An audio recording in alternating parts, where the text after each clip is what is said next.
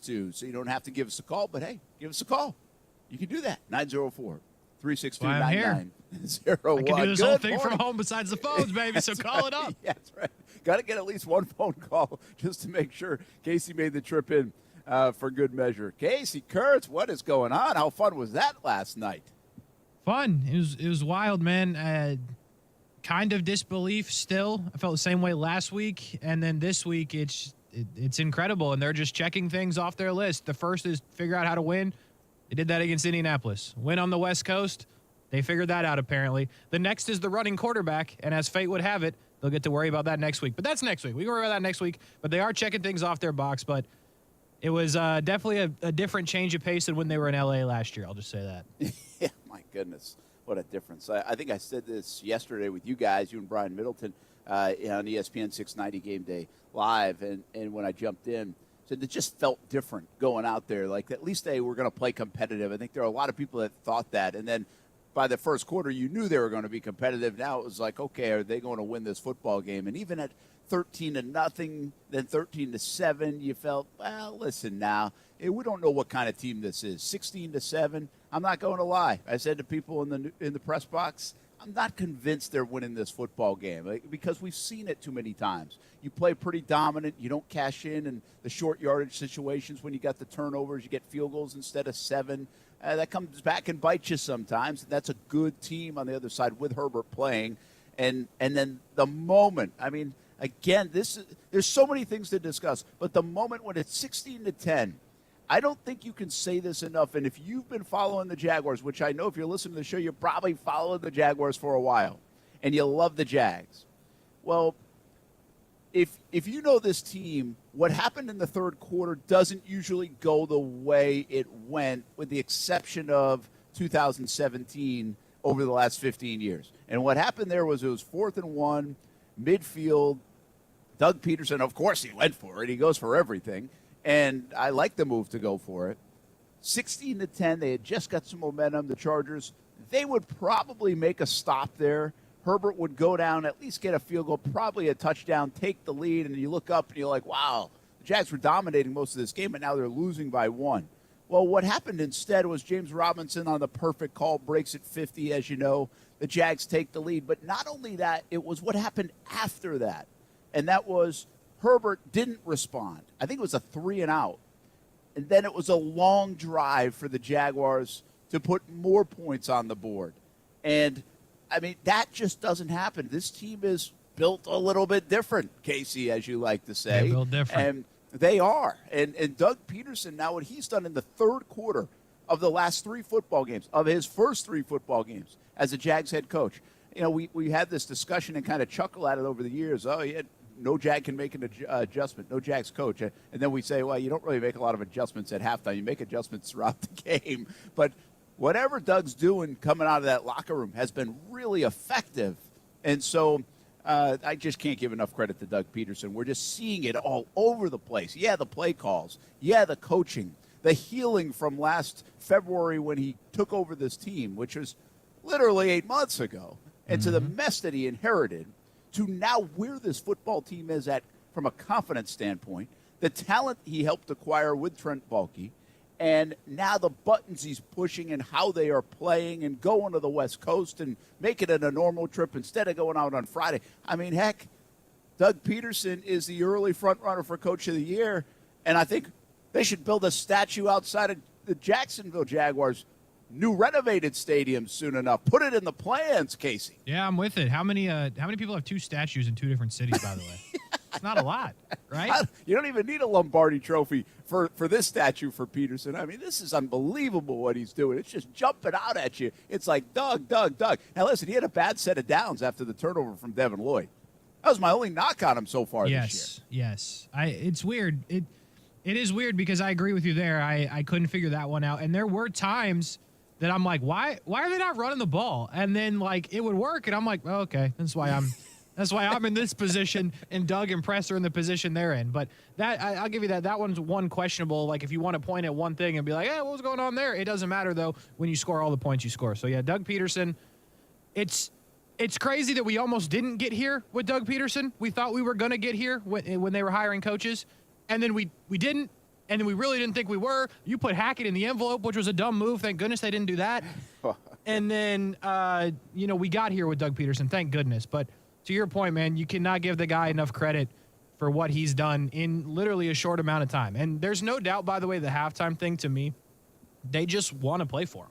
Like, that's what it says to me, because we talked about this earlier, I think last week. How many adjustments do you really make at halftime? There's not a lot of time in there, right? So I think when you want to win for your coach, which I don't think they wanted to do last year, is different.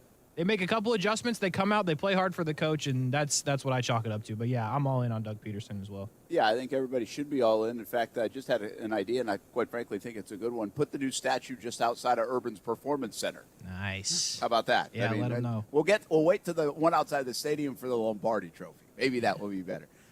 Again, Doug Peterson, we could talk about him for this 2-hour show, and it probably wouldn't be enough. The job he has done so far, I don't know what it looks like the next 14 games. But where he's put this football team to be a relevant team in the NFL, to just make it normal. This is how you play in the NFL. This is what some teams do. We said this coming off of the Week 1 loss. That's looked like a normal NFL game, and that's what happens sometimes. Teams lose.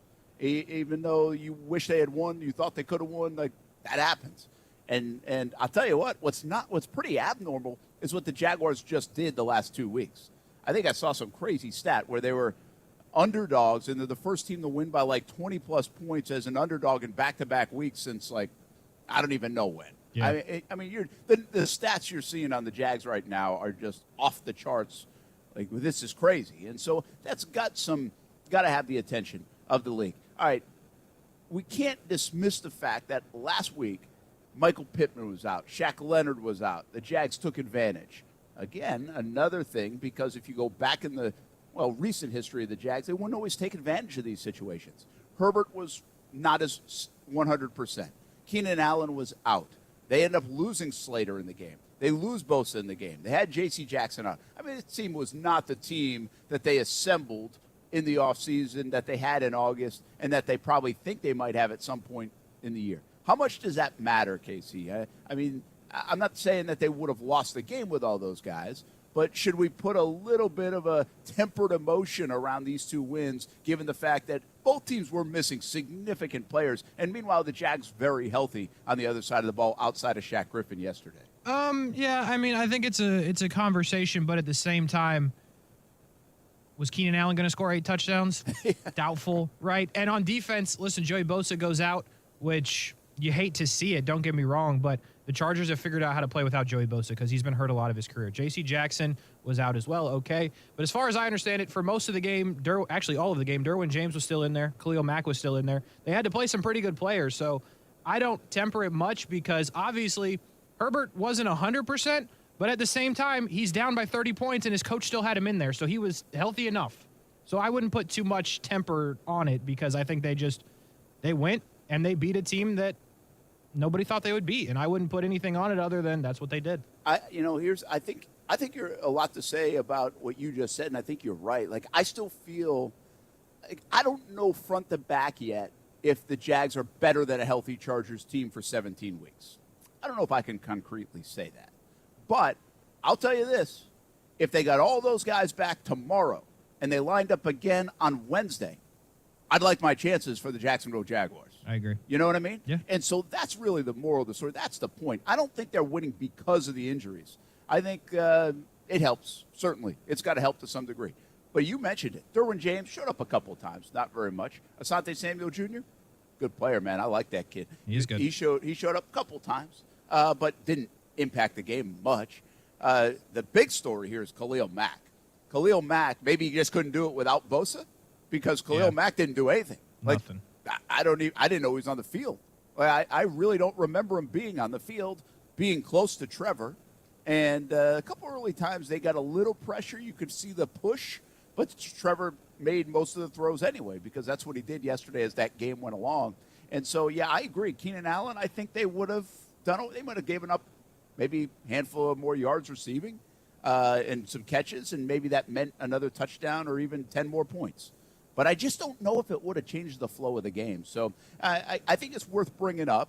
And are we going to look at them? They go to Philadelphia. Philadelphia right now, they're the best team in the NFL. Philadelphia, the best team in the NFL? Yeah, I think it's surely possible with what happened to Buffalo the other day. So, yeah, I think it's possible. Yeah, so we'll find out, right? I mean, can they play with the best team in the NFL? We'll find out. On the road. In about 6 days, we'll find out. And I watch the storyline now because the big one here is going to be all about Doug Peterson to marry the two things that we just put together here. And Doug Peterson going back, it's going to be a monster story. And you said something. This team loves Doug Peterson right now. They love him. And I got a feeling they're going to want to really play hard for Doug next week. Mm-hmm. Now, that might be too much of a focal point, but they're going to want to win for their coach next week. I think they're going to give it a heck of an effort next week in Philadelphia. We'll find out if they're good enough. But more on this game. The offense didn't get off to an unbelievable start with Trevor Lawrence. He was a little inaccurate early. A couple of high throws, people starting to question, all those things going on. They stall on fourth down. They punt it away. But then after that, they figure it out. And he gets better. We got to talk about Trevor more because he has now put 2 games together where he's thrown it at an 83% clip, a 70% clip. And even with a shaky start, I think you probably know the stat by now because I said it a million times yesterday, 19 for his last 22 in winning time, Kasey, when it's time to close the door, when it's time to make plays in the second half. 19 for 22. Who cares how he started? Who cares if he sailed a few? And the 3 drops were actually drops, in my opinion. Well, one was the reversal of Ingram, which I thought was a great play, so I'm not sure how that wouldn't be characterized as a drop. No. But that was a good throw by Trevor Lawrence. Hasty did drop it, or that would have been a big play because that was a good play design. It was. And then Christian Kirk had one. He almost had it. Had to go low with it and popped out on the flip. So I think they ruled it a drop, but that was a tough play. But those were the 3. 19 for 22, and those were the 3. I mean, that's how good he was. I think it was 11 in a row at one time. Beautiful throw to Marvin Jones to put an exclamation on this thing. Just in sync and in rhythm in Doug's offense. Trevor Lawrence, back-to-back games. You're going to look up at the stat sheet once everybody puts the numbers out after Monday Night Football. And tomorrow, you're going to see Trevor Lawrence, top 6, top 7, top 4, top 5, top 8. Trevor Lawrence, the Jacksonville Jaguars quarterback, 3 weeks into his second season, after a nightmarish season last year, is going to be like a top 10 quarterback in the NFL in just about every statistic. That is a damn good thing for Jacksonville. It's a really good thing, and I was critical of him after that first game, and I don't know if he was listening to the show, right? I don't want to say I motivated the quarterback, but Probably not. But anyway, the point of the story is this: he's been really good. He's been what you thought you were gonna get when you drafted him, and when you look at everybody else that was drafted in that class right now, and you look at Trevor Lawrence, it's night, day, and then maybe like another half day there because he has just been so much better than those guys. But, yeah, again, when the chips are down, he was great. Again, a couple of high throws. You're right about that. When the game started and that was happening, I was like, oh, and then he figured it out, which is all that matters. I'd rather him kind of come out of the gates jittery versus at the end, to your point, in winning time when he was right on the money. And he made a lot of really good throws. He's looking like that guy, Brent. He's looking like that guy. Yeah, no, so what are your questions right now about Trevor Lawrence? He can run this offense. It's dialed in for him. We know Doug Peterson, Press Taylor, Mike McCoy. These guys have done a phenomenal job of making him comfortable. The offensive line, we'll get to it a little bit. After a leaky start in week 1, wow, what a turnaround these last couple of weeks. And they've helped him out with some of the quick game, but not everything's quick. Not everything. He's still going through progressions. Yeah. He's thrown it downfield some. There are 2nd and 15s and 2nd and 12s. He's getting out of those plays, which means you need to take time to let routes develop. But the way they utilize their weapons and all different weapons and the timing throws and the accuracy of a lot of these throws, especially as the game went along, is so promising. I guess the only thing I really haven't seen a bunch of yet from Trevor the last couple of weeks because he hasn't needed to do it, and maybe we just won't see it a lot in Doug Peterson's offense until someone makes a huge adjustment, is he really hasn't had to throw it down the field like long, I mean, we haven't Justin seen Herbert did. Yeah, we haven't seen that Herbert throw. And I guess that's what we're waiting on with Trevor. But right now, who cares, man? I mean, they're just running up and down the field. Why? Who cares about the other throw? They're chewing up 9-minute drives and 8-minute drives, back-to-back 14-play drives. Has that ever happened in the history of the Jags? I don't know. No. I want somebody to go figure that one out. Back-to-back 14-play drives plus a 12-play drive earlier. They did not have a 3-and-out. I mean, who cares about the bomb when he's so good right now at this stuff, rolling out. The touchdown to Zay Jones, man, was terrific. Incredible. He felt the pressure, got out of there, thought he was going to run because it looked like he had it, and still kept his eyes up to find Zay Jones. It was a nice job by Zay Jones, too. So, I mean, Trevor's really becoming that guy. And I said this a couple weeks ago. What does Trevor look like with a few games of confidence? This kid has not been able to play with confidence yet in the NFL, with trust. Guess what? Last 2 weeks, he's playing with confidence, and he trusts his coaching staff, he trusts his offensive line, and he trusts like all 7 or 8 receivers and backs that he uses in this offense. He does. There's no doubt. And the swag is coming out. We're going to see it, hopefully against Philly even more. And I think if you told me like I had to be critical on something, let's see it for 4 quarters, right? It's not perfect. He's been very good. It's not perfect. We talked about there was a couple high throws, right? Everybody has some errant throws. I understand that. But you could, if you want to be critical, you could go that route. But listen, for 3 quarters in back-to-back games, at the bare minimum, he's been very, very good. He's been the leader of the team. He's making plays. He's making throws that you love to say, Brent, we haven't seen around here in a long time, if ever. I stand by that with the Zay Jones play. He continues to make them. The throw to Ingram that I thought should have been a touchdown was a good one to fit it in there. So he's playing really well. He's playing really well, and that's a good thing for this team. Yeah, and I get these. We get the stat sheet, which obviously you can look up anywhere, but we like the old paper version. Yeah, you know, on the flight back and take a look at it. It's a long flight. You must have read that thing front to back a couple times. Yeah, I probably should have it memorized by now. Zay Jones, 10 catches on 11 targets. Christian Kirk, 6 catches on 9 targets. Marvin Jones, 4 on 7. ETN, 3 for 3. Robinson, 3 for 3. Agnew, 1 for 1. Ingram, 1 for 3. And again, I thought the reversal was a bad reversal. Hasty, 0 for 1 with the drop. So, I mean, that's 3, 6, 8. 8 different guys catching the football. I mean, who's left? I guess Dan Arnold's the only one that really isn't involved. And I still think that's an evolution of the offense that we could see. You know me, I mean, I love Arnold, but I actually think, like, in this offense, he can be a threat. And they really haven't utilized it much. Did a little bit last week with the screen game. I mean, but they are throwing it to everybody. And this time around, they said, hey, Zay, you're going to have your week. How about 10 catches, a career high for Zay Jones? That's what I love about it, because it's been Christian Kirk, but it can be Zay Jones, and, like, it can be Marvin Jones. You know what I mean? And I think that's one thing we talked about in the offseason, where it was like, do they have a true number one? They paid Christian Kirk to do it, and he has been so far this season. But to what we were kind of saying in the offseason, like, these guys can be a 1 on different days. That's what Zay Jones was yesterday. He was a 1. He was him. And not that Christian Kirk was bad or anything, just Zay Jones took over. And I think that's what's special about this team, because if you try to cover double one, you try to shadow one, you've got these other 2 guys that are going to make plays, because Marvin Jones is still reliable. I think we could probably make a song out of this, but the Jags just said, hey, Zay, let's have a day. Well, that's good. How did we not think of that? Just one letter, Brent. You're on like a 16-hour plane ride. You couldn't have.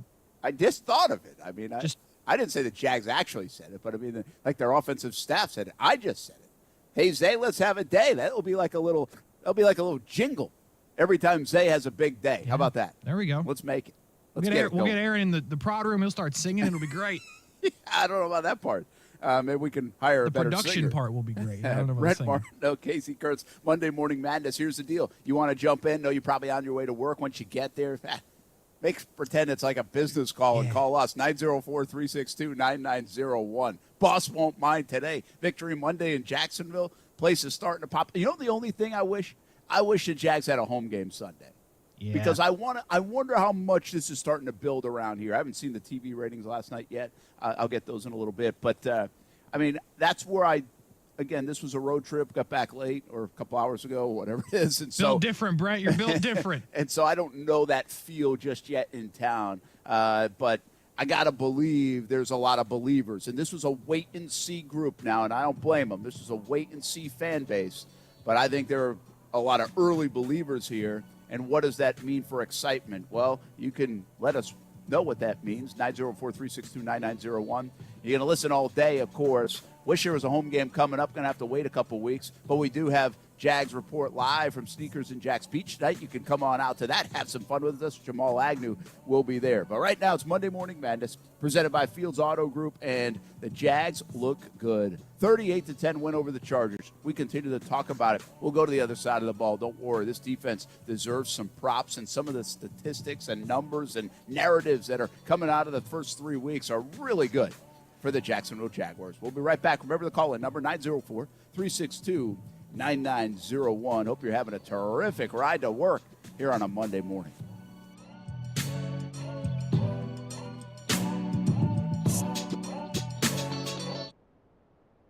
Now, the First Alert forecast on ESPN 690.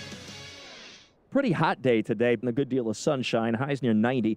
Increasing cloudiness tonight near 70 and becoming partly to mostly cloudy and rather humid tomorrow. A few showers developing, especially south of Interstate 10 later in the day and into the evening with highs near 85.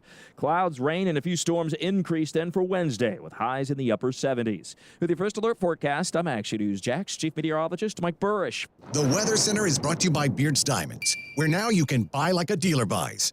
Buying or leasing a car in Jacksonville is the best with Fields Auto Group, Jacksonville's luxury auto group. Lexus of Jacksonville and Orange Park, Mercedes-Benz of Jacksonville, Orange Park, Jaguar Land Rover, Jacksonville, Porsche, Jacksonville, Fields Cadillac, Jacksonville, and St. Augustine. If the luxury car you want isn't in stock, Fields Auto Group will order it.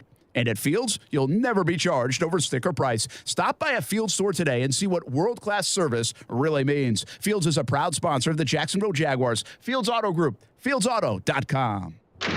Hey, boss, look. The ding-dong doorbell cameras made the news again. Again? You would think that mega company that bought them out would be more buttoned up. You would think. But now some homeowners are upset they shared camera footage without their consent. Huh. You know, being a crook and all, one thing we know is that home security systems are not created equal. That's for sure. I mean, take SafeTouch Security. I don't pretend to know about their video monitoring encryptions or algorithms or their flux capacitor or whatever. Wait, what? Whatever it is they do, it works. That's why you don't hear about SafeTouch cameras in the news. Encryptions, algorithms, and flex capacitors? Never mind. It's also why we have the Crooks Arrest Golden Rule. Stay away from SafeTouch houses. Stick to that and we'll be fine. Crooks know to stay away from Safe Touch houses. Hi, I'm Lester Jackson, president of Safe Touch Security Systems. No one beats our technology or our price. Call Safe Touch today at 888-723-8682 or go to safetouch.com. State license number EF233. Flux capacitor not included. We're local, you're local. Shop local. Please shop local retailers right here in the 904. Shop the 904! When you shop local retailers, you're making an investment in our community. When you shop locally owned businesses, most of the money you spend with them stays right here in our community. Shop these great local businesses. Air conditioning, David and Associates, Farah and Farah, Florida Eye Specialist, Rhino Shield, Peterbrook Chocolate. Now, more than ever, we need to support local businesses and shop the 904. They're a big part of what makes living in the 904 so great. To get your business listed, email shopthe904@cmg.com. That's shopthe904@cmg.com. Get your business listed. Shop the 904! To get your business listed, email shopthe904@cmg.com. It's time for the Northeast Florida Fall Boat Show. One weekend only, October 15th and 16th at the J-Tech Institute in Jacksonville's Southside. Boatloads of deals on all the latest boats and accessories. Fishing boats, cruisers, ski boats, pontoons, and personal watercraft from trusted dealers. Vendors, kids' activities, food, and fun. The Northeast Florida Boat Show, presented by ViStar Credit Union. Tickets and details at boatjacks.com. That's boatjacks.com. Do you have what it takes to become a successful entrepreneur? How much do you know about marketing, finance, and business planning? Are you interested in learning more? Then we invite you to take part in the Achieve Your Business Dream workshop offered by SCORE in conjunction with the Jags Chamber. Conducted over 4 consecutive weeks, this workshop provides invaluable information on a range of business-related subjects. If you'd like to learn more about how to enroll the next time this workshop is scheduled, or any of the others that SCORE offers, visit the Take a Workshop tab at jacksonville.score.org. In Florida, it's not if the storms are coming, it's when the storms are coming. And that's why you need the Chief. Jacksonville's Chief Meteorologist, Mike Burrish, with a proven track record of keeping local families safe. Rain, heat, hurricanes, flooding, tornadoes. We get it all. Just more reasons why you need the Chief. Chief Meteorologist Mike Burrish. Backed by the First Alert Weather Team. Only on CBS 47 and Fox 30 Action News Jax. If you or someone you know is a post-9/11 veteran looking for direction and purpose in life after military service, Camp Southern Ground is here for you. Warrior Week, our signature veteran-led transition program, will give you the tools and training you need to thrive in work, relationships, life, and family, all at no cost to you. Together, with a community of peers and mentors, we strive to make every day better than the last. Take control and get started today at campsouthernground.org. Listen to ESPN 690 anytime, anywhere, on any device. Whether you're at home or on the go, get the latest on the Jags, FSU, the Jumbo Shrimp, and Action Sports Jax on Odyssey.com. That's AUDACY.com or on ESPN690.com. You know, I still think it's too early to tell. I'm just so proud of these guys. You know, the way they work during the week, and they're beginning to see, I think, just what it takes to win in this league, and it takes the hard work and preparation, and they're starting to come together as a football team, and that's all I can ask for. They play extremely hard, and that's just what I told them after the game is that if they continue to do these little things right, good things can happen to this football team, and today was an example of that. Well, he's got their ear. That's Doug Peterson, and I was in the locker room after the game yesterday, and you hear that a lot. You hear the preparation. Doug is pounding that home. I've always found that interesting, that you can tell the message the coach delivers on probably a daily basis, but especially like right after the game, because then when you talk to players, they kind of echo that same thing, and then you hear it and hear it and hear it and hear it. And then you go back, and because I always go to the locker room, not to Doug's presser and even Trevor, just the way we break it up, because we can, from a TV standpoint, get those things without me being there. And without Stuart Weber being there, so we go hustle and get the locker room stuff before we jump back on the plane. And so I just always get a feels like, he probably said that. He probably said that, because you hear like multiple guys talk about it. But there's a maturity about this team. You've heard me talk about that, and I think it comes from Doug and that mindset. And they flipped it. I asked the question last week, how will they handle winning? Well, guess what? They handled it really well. So. And I think once you start winning in this league a couple of times, then handling winning is easy. Now you've got some swag. Now you've got some bravado. Now you've got some hop in your step, and coming to work each day is fun. This organization has had to go to work without that stuff for a lot of years around here. And now this team, this group has earned them the right to, at least for now, go to work with a little hop in their step and a 2-1 record in first place in the AFC South, and 2-1 like teams like Kansas City and Buffalo and Baltimore and, I don't know, Denver. Denver doesn't fit this conversation because I don't know how the heck they're 2-1. But by the way, thanks, Kansas City. What are we doing? I was worried about that Kansas City game. I was worried about the Raiders game. It didn't surprise me to see either one, but Kansas City they blew that in multiple ways and gave them the chance. I'm not sure Indy's good. I think Tennessee you might have to worry about a little bit because they know how to win. Now, they play each other next week, so that could be a critical game. And on paper, the Jags will be heavy underdogs or like touchdown underdogs against Philly, and they should be. And so who will, the Titans win, Jags lose, well, you're tied. Colts win, Jags lose, Colts are in first place. So, but either way, the Jags stole one of these two games. Jags are 2-1, and what they've done, in my estimation, is now bought yourself another month of relevance. Like, reality is they're going to be around this thing now for the next 5-6 weeks at the very least, as long as they don't go lose 4 in a row. That's the one thing they can't do and have the season turn on them. So a lot to like about it. Brent Martineau, along with Kasey, Kuhrts, Monday Morning Madness, presented by Fields Auto Group. Let's get to the lines. This is about you really calling in, have some reaction on Twitter as well, on YouTube, on Facebook, on Twitch. We'll jump in on all the platforms, but let's go to the phone. Stephen up early, and we've got a couple more on deck. What's happening, Stephen? Good morning. Hey, what's happening, guys? Oh, Victory Monday. I tell you what, man, I called it at the beginning of the year with my boys after the draft. Devin Lloyd, Defensive Rookie of the Year. I love they tried to interview Josh Allen after the game. Josh Allen grabs Devin. No, you don't talk to me. You talk to this man right here. You talk to him. And I saw the interview, Brett, you did with James. He's always so humble and everything. But I tell you, he's back with a vengeance. and comeback player of the year in my opinion. But I love the way the guys played yesterday. Yeah, Steven, thanks for the call, man. Have a great work day as well, and I think you will. A little hop in your step, too, as there should be. But you bring up the defense and Devin Lloyd, and we'll talk more James Robinson as we go along. But let's shift to the defense a little bit. And Devin Lloyd, he's that guy. Yeah. Kasey would say he's him. They got a lot of him on this team, right? Everybody's him. But here's the thing, Brent. Are you going to do Give Me One Thing later in the show? Yeah, well, you'll do it. All right, I'm going to save my Devin Lloyd then. That's Okay. my Give Me One Thing. Okay, good. And I'm gonna over-exaggerate a bit. It's Overreaction Monday. Come on.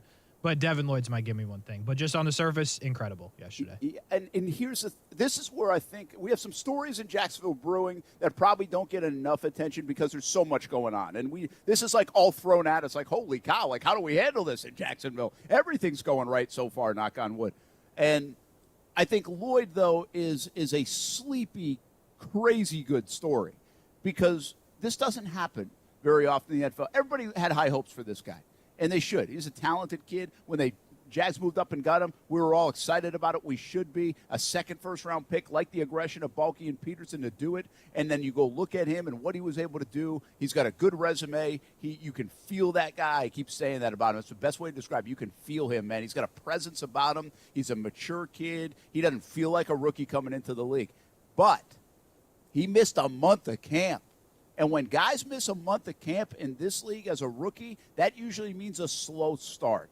Whether injury has forced them to be a slow start or mentally you can't grasp everything that you're trying to grasp or chemistry-wise, you just don't have it because you haven't been out there. Well, he played a half of football in Atlanta, the final preseason game, and he wasn't even with the starting defense. He just went out there, ran around a little bit. He's shaky a little bit early on in Washington, and that shouldn't be a surprise first time out there. Guys like Darius Williams, a veteran, he was shaky against Washington. Hadn't been out there with this defense. But then the second half against Washington, the growth to Indianapolis, where he was excellent last week. And now you look 2 weeks in, he's like the best-rated rookie against the run and linebacker this and that, and like the measurables starting to add up in all these metric areas. And then yesterday did it again. And this is one of those numbers. You get Trayvon Walker picking it off. You have Lloyd now 2 straight weeks of picks. That shows well for your draft class. That is good conversation, good karma. These are paying dividends. Devin Lloyd is really good. I did ask him, like, off camera yesterday. I said, are they throwing everything at you, or are you, like, limited right now? Because remember, the Trayvon Walker conversation was, hey, we're going to make this pretty simple. We're not going to ask them to play 3-4 positions, even though we can. Well, Lloyd says everything they're run on defense, I'm doing, but I don't know if that's fully accurate because I still haven't seen him pass rush much. Am I missing that, Kasey?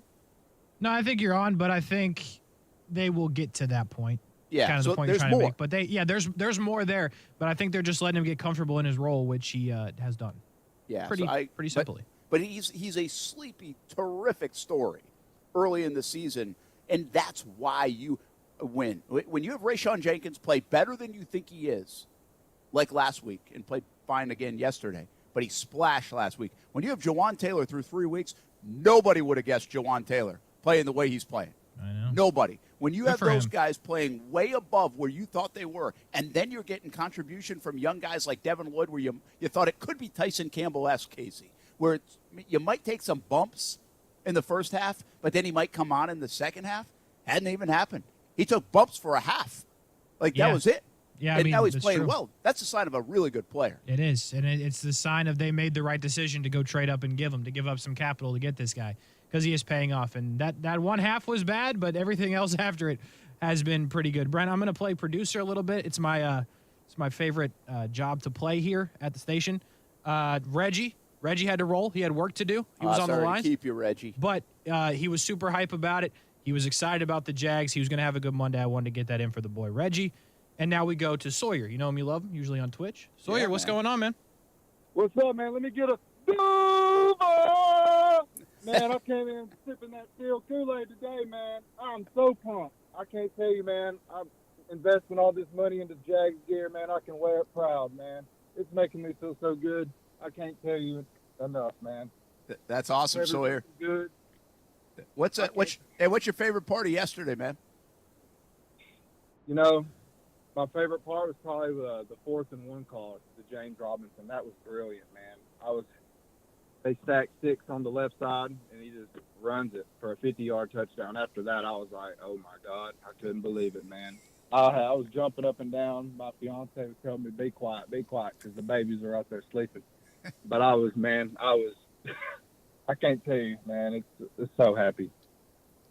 We were in Kentucky last year, and all them people, they thought I was crazy wearing Jags gear, but we moved back to Jacksonville, and it just feels good, man.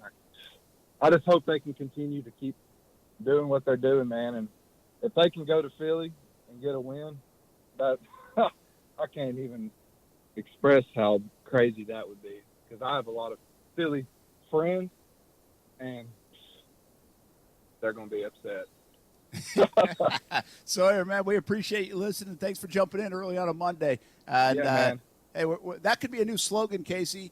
Jaguars, waking the babies up. It's a good one. I like that. I don't have that problem right now, but yeah, I appreciate it. Everyone's got to be awake for the greatness.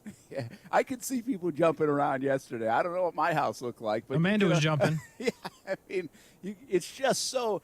This game reminded me a lot of that Baltimore Ravens game in 17. And again, the measuring stick for people around here is 17, of anything good, of the last 15 years. So any kid, really any young adult, and someone like me who's been here since 08 and didn't see any of the early stuff like live and in person, well, our recollection of good is 17. And so therefore you're going to see the comparisons. Well, the defense has some comparisons. They're turning the football over at a high rate. They're getting pressure. How about Josh Allen? 8 quarterback pressures. He was so mad, too, that he didn't get home yesterday. Yeah. He was so mad. I was like, you need me? In the locker room, I said, you need me to give you a minute? Like, I'll come back to you.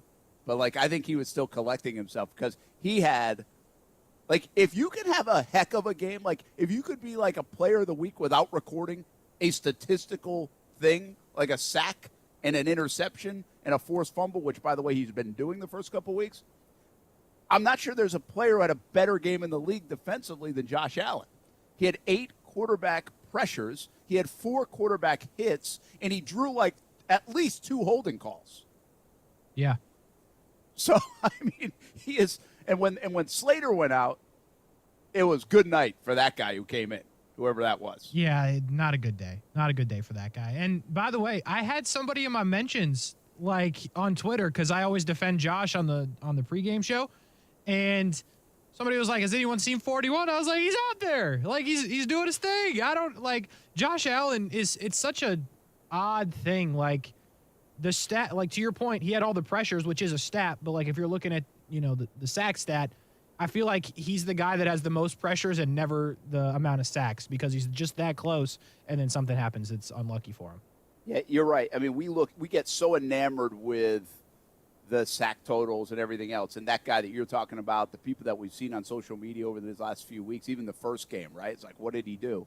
I mean, you're not, and I get it. Like, it doesn't always just jump out at you, but all you have to know is this. This is a guy that said, I can be one of the best players, if not the best player in the NFL on defense.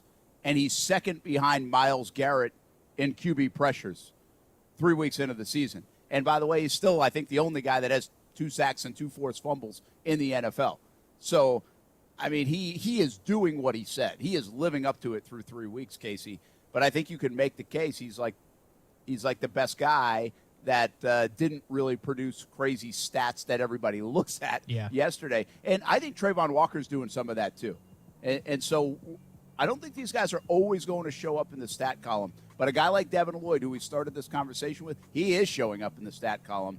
Passes defense. He's playing the middle of the field. Excellent. Like the in-between the quarterback and some of those mid-range throws, the deflected pass, I think that's a very hard play for a linebacker, and he's getting that. The tackle he made on Everett on the 3rd down was like, dang, man. Yeah.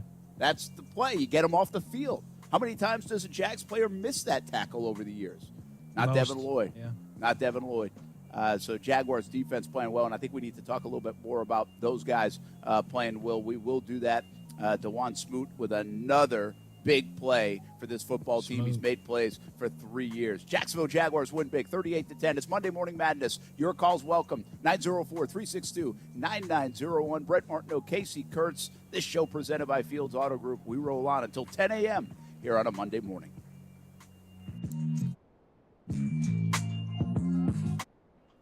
Brian Middleton here, and listen up, okay? We've got so much going on in Jacksonville sport-wise right now. I'm talking about the Jags, the Jumbo Shrimp, college and high school football seasons. And you got to be able to go somewhere you know you're going to get the best coverage in town. And that's right here on ESPN 690. Every Monday through Friday, we have your afternoon and evenings covered with Action Sports Jacks with Brent Martineau, Aaron Schachter, and the boy, Kasey Kuhrts, from 3 to 6 p.m. And then we top it off with another hour of prime entertainment when Kasey and myself bring you overtime from 6 to 7. So really, what more do you need? The answer is nothing. So let me tell you what to catch us right here on the radio or stream us on ESPN690.com, YouTube, Twitter, or a bunch of other places that I won't try to fit in because I've already been talking for too long and we got people who pay money for spots that I'm taking the time of right now. Anyway, I got to wrap it up. Action Sports Jacks from 3 to 6 p.m. and then overtime from 6 to 7 right here on ESPN 690. We're local, you're local. Shop local.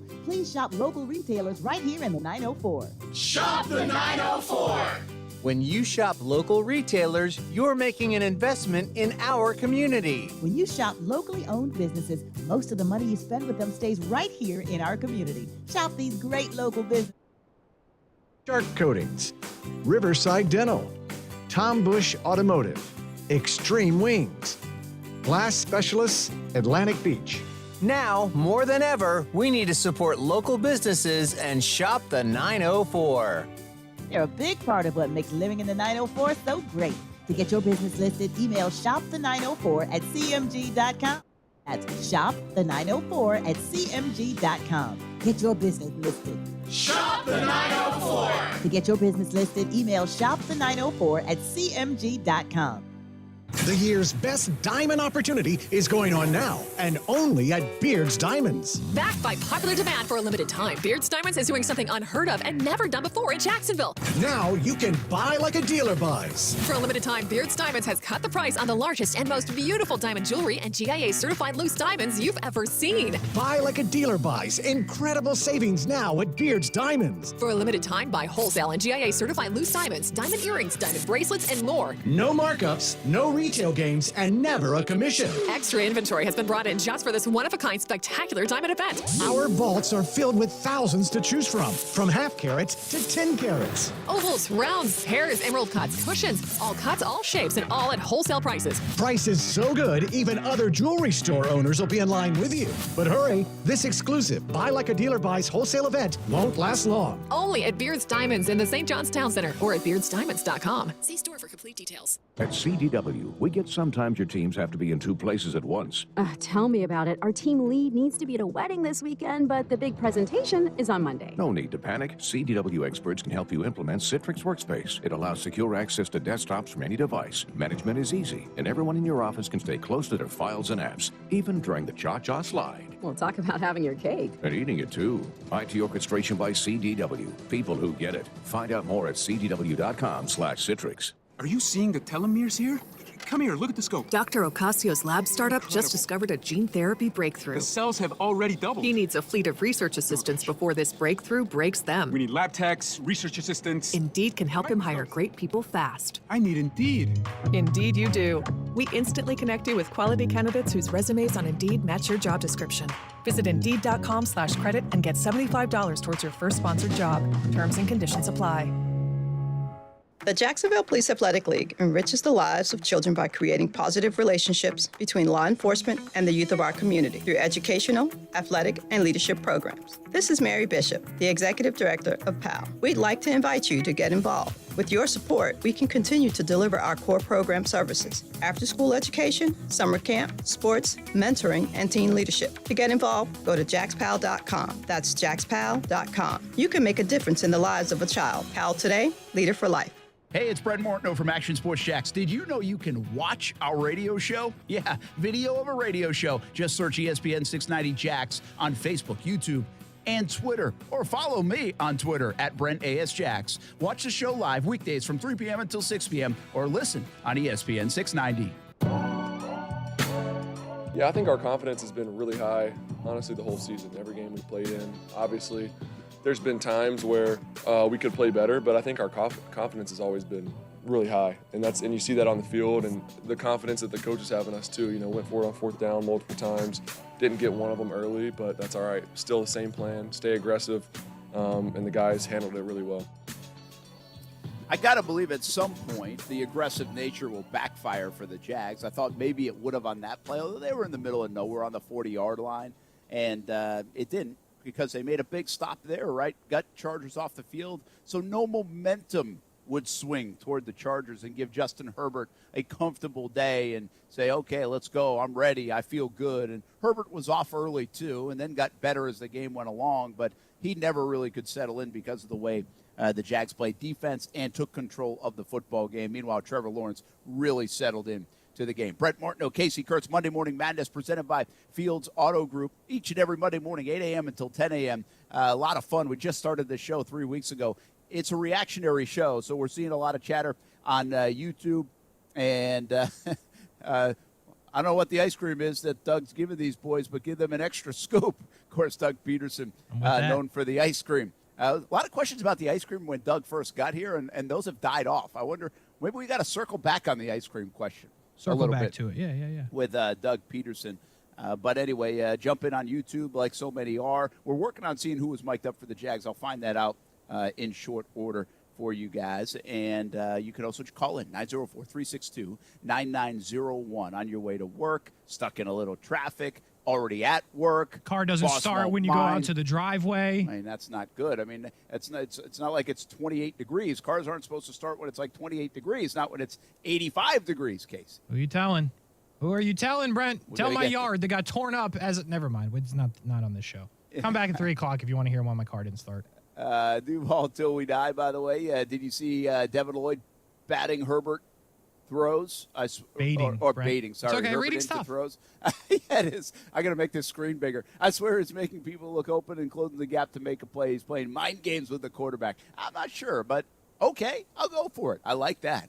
If they can do that. Trey heard a couple comments about him playing well in the preseason. He really did, and he got his chance yesterday, and you really didn't see much of a drop-off. So they covered the Shaq Griffin injury up really nice, and it helped, again, only Mike Williams was the guy they really, really, really had to worry about in the passing game. Jaguars doing a heck of a job at the outset of this season and yesterday. Josh Allen, by the way, was the guy mic'd up for the Jacksonville Jaguars. So you'll see that on Jaguars.com coming up over the next few days. And, of course, we have Jags Report live tonight at Sneakers in Jax Beach. Jamal Agnew already excited about being on the show. He tweeted out yesterday, so he'll be there at 7 o'clock. Come on out. You can watch it on Fox 30. Jaguars All Access, we're working on a guest. We'll have Josh Allen, of course, but another guest, and I don't want to say anything yet because it's unconfirmed, but we're working on some. So we'll see.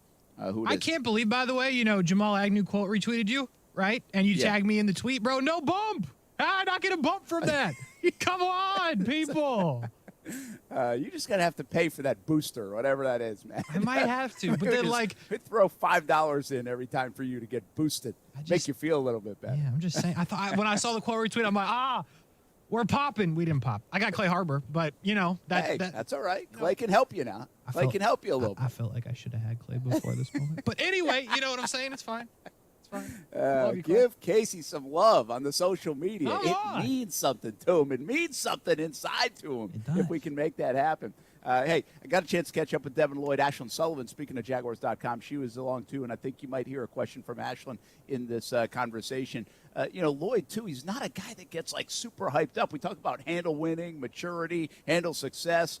Very matter of fact, just kind of doing his thing out there and comfortable in the NFL. But back-to-back weeks with an interception.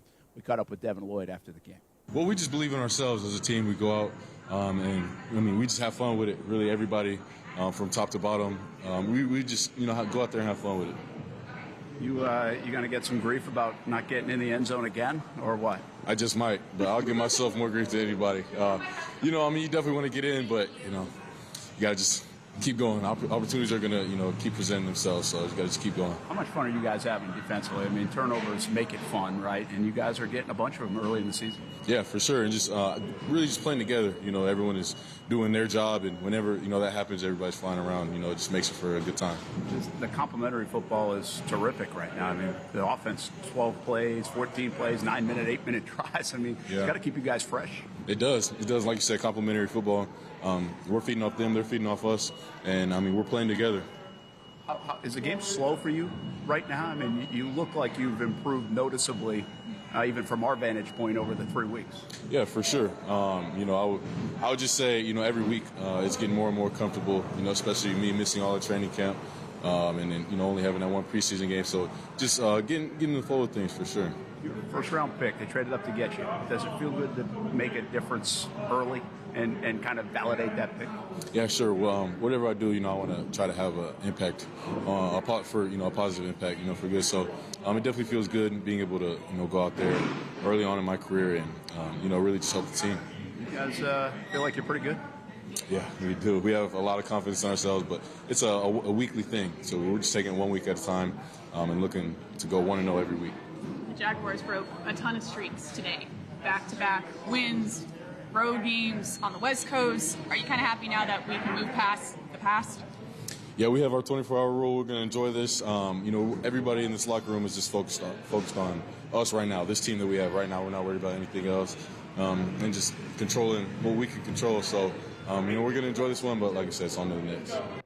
That's Devin Lloyd, and I really liked Ashland's question there, too. Move on. Put the past in the past, and there's so many of those things that you check box the list that this team has to deal with those questions. I brought that up after week 1 loss. I thought it was starting to weigh a little bit on Trevor Lawrence. Since then, it's really flipped. What does this football team, this locker room, these guys look like when they're playing with confidence? And I think Trevor is really the poster child for that because he hasn't had that opportunity in the NFL yet. And now all these other guys don't have to answer those questions. Although you might hear from Josh Allen either on this show later today or on Brent and Friends 3 p.m. until 6 p.m. And it was interesting when I asked him about checking that box that he interrupted the question. He was like, 2019. It was front and center in his mind, man. Like he knew it because he's been around for all of them. So he knows that. He wants to get that out of here. I don't want to be part of that thing anymore. And so they're starting to flip the script. I said to somebody yesterday, I think when you build some numbers early in the season, they get a little skewed, right? It's only a 3-game sample. But when you're in the top category, like Trevor is in these passing categories and the defenses and turnover margin and all these other things, well, that sets the tone for the season. It breeds good conversation, which breeds confidence and karma and all the rest of it. And as an athlete, heck, as a human being, there's nothing better to build off that and feed off that. And then you can handle the adversity a little bit better. This team has always been chasing and chasing and chasing. Hard to overcome when it just piles up. This team right now doesn't have to worry about that because they're in front of the chains, if you will. 2-1, first place in the AFC South, won the last 2 games, 62-10, and we're asking how good are the Jacksonville Jaguars. Let's continue to ask it. 1 more hour to go. Monday Morning Madness presented by Fields Auto Group. This is your show now, 904-362-9901. Jump in on Facebook, YouTube, Twitter, Twitch, but give us a call as well. We'll be right back on ESPN 690. Buying or leasing a car in Jacksonville is the best with Fields Auto Group, Jacksonville's luxury auto group. Lexus of Jacksonville and Orange Park, Mercedes-Benz of Jacksonville, Orange Park, Jaguar Land Rover, Jacksonville, Porsche, Jacksonville, Fields Cadillac, Jacksonville, and St. Augustine. If the luxury car you want isn't in stock, Fields Auto Group will order it. And at Fields, you'll never be charged over sticker price. Stop by a Fields store today and see what world-class service really means. Fields is a proud sponsor of the Jacksonville Jaguars. Fields Auto Group, fieldsauto.com. On the go, you own it. At Community First Credit Union, you can own it all. There's nobody quite like you, so be yourself and bank your way at Community First. Get free checking with rewards, your paycheck deposited a day early, and other benefits like Zelle. An easy way to pay family and friends for complete control of your money. Go ahead, own it. Add an account at justbeyourself.com. Community First Credit Union. Just be yourself. Federally insured by NCUA. Terms and conditions apply. Back in the day, crime was someone stealing something off the patio. Today, it's violent crime. Oftentimes, the bad guys hack into cameras and doorbells, steal your privacy, and break into your house while you or your loved ones are home. Criminals today are much smarter and more violent. You simply cannot fight today's criminals with do-it-yourself alarms. That's why you need a Safe Touch security and surveillance system with its 5 layers of detection and protection. Number 1, the Safe Touch sign. Crooks know to stay away from Safe Touch houses. Number 2, cameras using analytic technology that alerts the bad guys they are on camera while simultaneously alerting you, the homeowner. Number 3, entry alerts that notify Safe Touch before the bad guys even enter. Number 4, the exclusive Safe Touch two-way communicator that immediately alerts local emergency authorities. And number 5, the Safe Touch central monitoring center that is right here and not in some remote, out-of-state location. Don't delay. Demand is at an all-time high. Call and receive professional installation at no charge. 888-723-8682 or go to safetouch.com, state license EF233. Get in the zone, AutoZone. Welcome to AutoZone. What are you working on today? Thinking about gas mileage. You know, an oil change with full synthetic oil like Valvoline Advance can help your engine get more miles. Right now, you can get 5 quarts with an STP Extended Life oil filter for only $36.99. Find your solution for better fuel efficiency today at any of our 6,200 stores or on AutoZone.com. Get in the zone, AutoZone. Restrictions apply. For seniors, staying healthy can be complicated, but one of the easiest routes to good health is prevention. No matter what our community's current COVID-19 infection rates are, getting your booster shot now is a smart way to protect yourself from severe illness later. ElderSource encourages people 65 and up to get a safe, free COVID-19 booster. For more information, visit myeldersource.org or call the ElderSource helpline at 888-242-4464. Hi, I'm Pauline Savigny, owner of Gracie Aerospace and a hyper-connected mentoring graduate of the Jacksonville Women's Business Center. Being a member of Jack's Chamber and involved with JWBC has provided me with many great new relationships. Success doesn't come without strong support, and the people of JWBC have provided exactly that. JWBC furthers my confidence in that deliverance by providing a strong group of women business leaders to connect with, learn from, and lean on. For more information, visit jackschamberfoundation.org. If you're experiencing domestic violence, it is not your fault. Hubbard House is here for you. You are not alone. Hubbard House provides free services and emergency shelter to survivors of domestic violence in Duval and Baker counties. Call 904-354-3114 anytime, 24/7 to confidentially speak to a caring advocate. ESPN 690 pays your bills. Are you kidding me? You've got 5 chances to win $1,000 every weekday at 8 a.m., 10, noon, 2, and 5 p.m. This is a nationwide contest. Message and data rates apply. Complete rules at ESPN690.com. ESPN 690 pays your bills on ESPN 690, Jacksonville's home for ESPN Radio. Broadcasting live from the ESPN 690 Anajar and Levine studios. Anajar and Levine Accident Attorneys. Call 904-600-4000. That's 904-600-4000. ESPN 690, Jacksonville's home for ESPN Radio. WOKV Jacksonville. Listen live everywhere you go on ESPN690.com. ESPN 690, a Cox Media Group station. It's Monday Morning Madness on ESPN 690. Your chance to review, react, and respond to yesterday's Jags game. Monday Morning Madness is brought to you by the Fields Auto Group. Now, Monday Morning Madness on Jacksonville's home for ESPN Radio, ESPN 690. Here's Brett Martineau. Well, what's happening, Jacksonville? Good morning, Monday Morning Madness. You know, when we started this show, we weren't sure if the madness would be about losses and, oh my gosh, what's going on in Jacksonville, or the madness would be about 62-10 over a 2-week span. Holy cow. So much fun to talk about, which is great for the fans, and quite frankly, it's great for us. It's fun to turn the page a little bit, have a little something different. Brett Martineau, Kasey, Kuhrts. It's Monday Morning Madness presented by Fields Auto Group. And we take you until 10 o'clock. But, again, I want to stress as we kind of launch this show the last few weeks and keep going throughout the season, this is your show. Call in 904-362-9901. Kasey literally got up and into the studio just to answer the phone. Yeah, and I had to walk here. My car wouldn't start. So, come on, give me something to do. Walk here. How did you end up getting here? All right, bro. So here's the situation. I'll give it to you quickly. Amanda's sister's in town, so we had car and driveway, my car behind Amanda's car. My car wouldn't start. So I had to move sister's car, and then I had to play Tetris in our driveway. I drove on the yard. I drove, like, almost into my own car, and I did a full, like, parallel park out situation out of my driveway with Amanda's car. Wow. I'm built different. You know what it is? It's just I'm built different. Not many people can do that. The yard is trashed, by the way. Oh, so no. hopefully Amanda hasn't gone outside. But I got here, Brent. I did it for you. She just went outside now because she listens. I know That's true. She's an avid listener. So everybody, you guys scared Blue a couple times with some eruptions. She did. She woke Blue up out of her sleep during the game when James took off. Yeah. Yeah, James Robinson. Good segue right there. I didn't know we'd go from Blue to James so there you go. quickly. Built different. But James Robinson, man, I mean, how many times do I have to say this?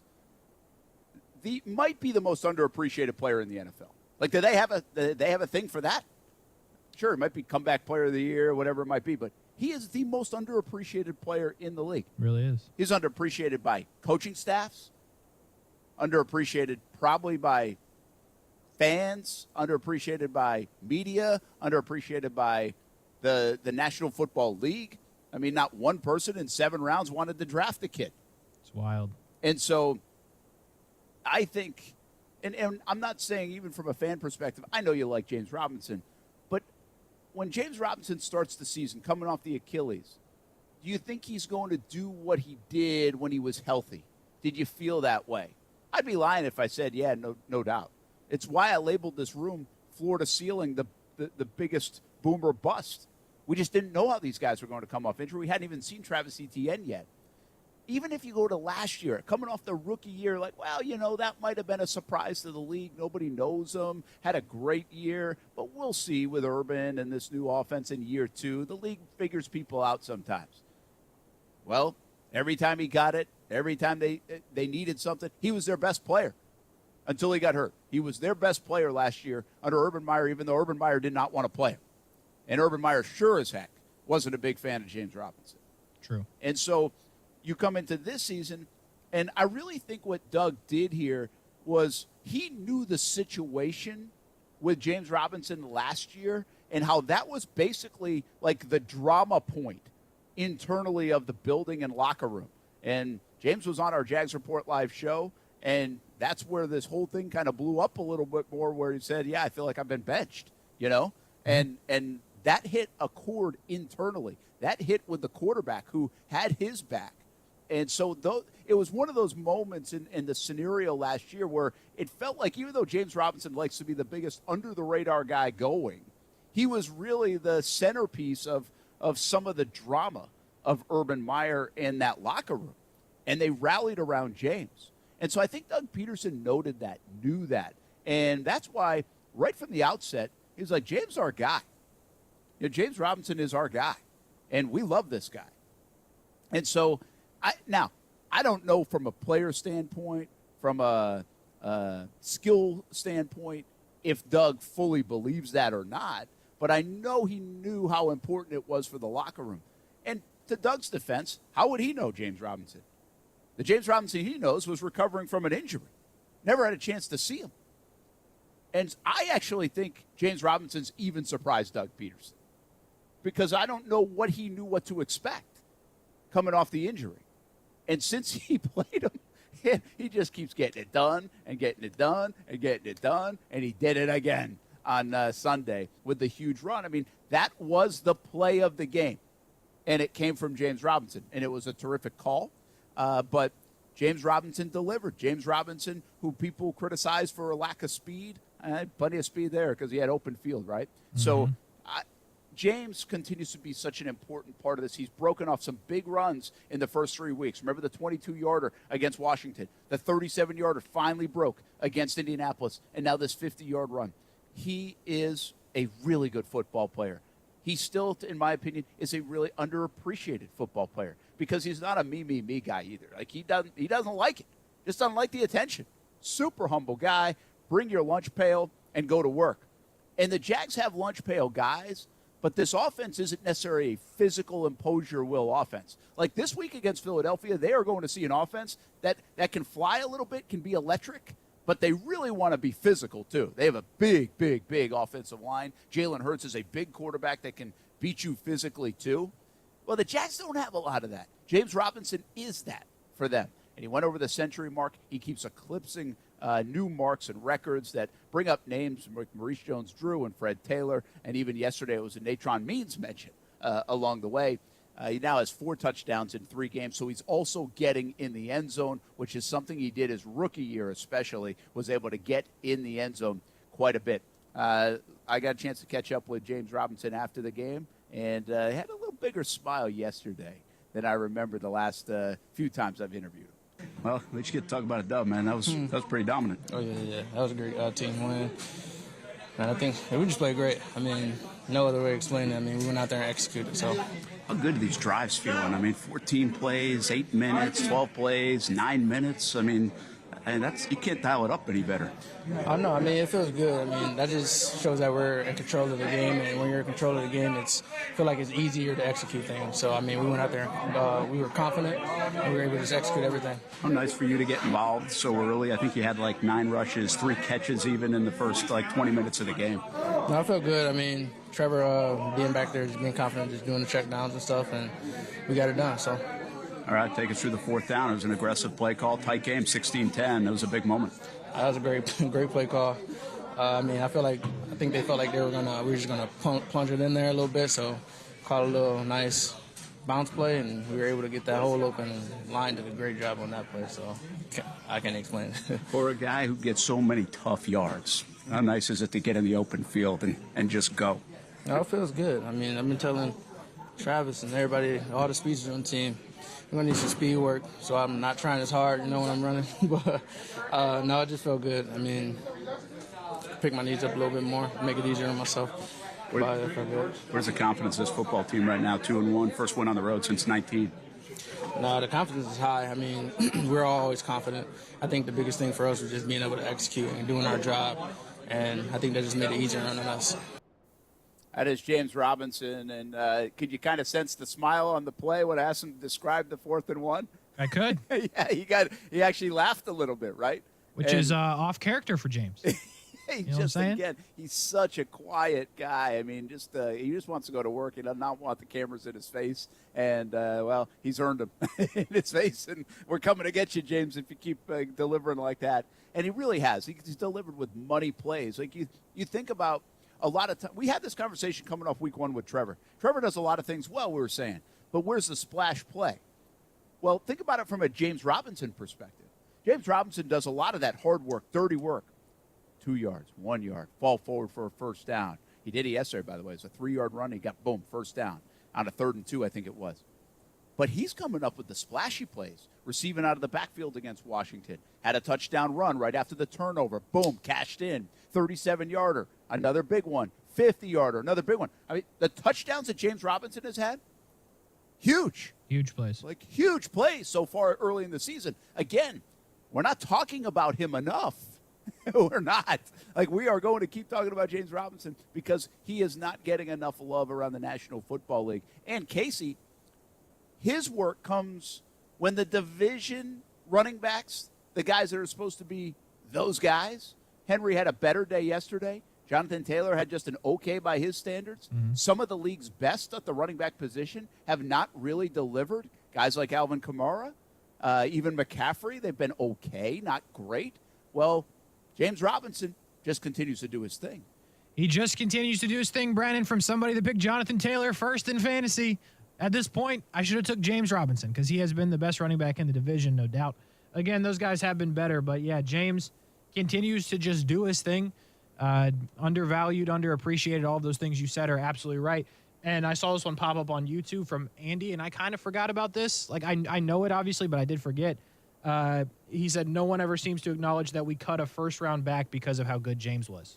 Yeah, it's true. You forget about it because of all the things that have happened since then. But they did get rid of Leonard Fournette for this guy.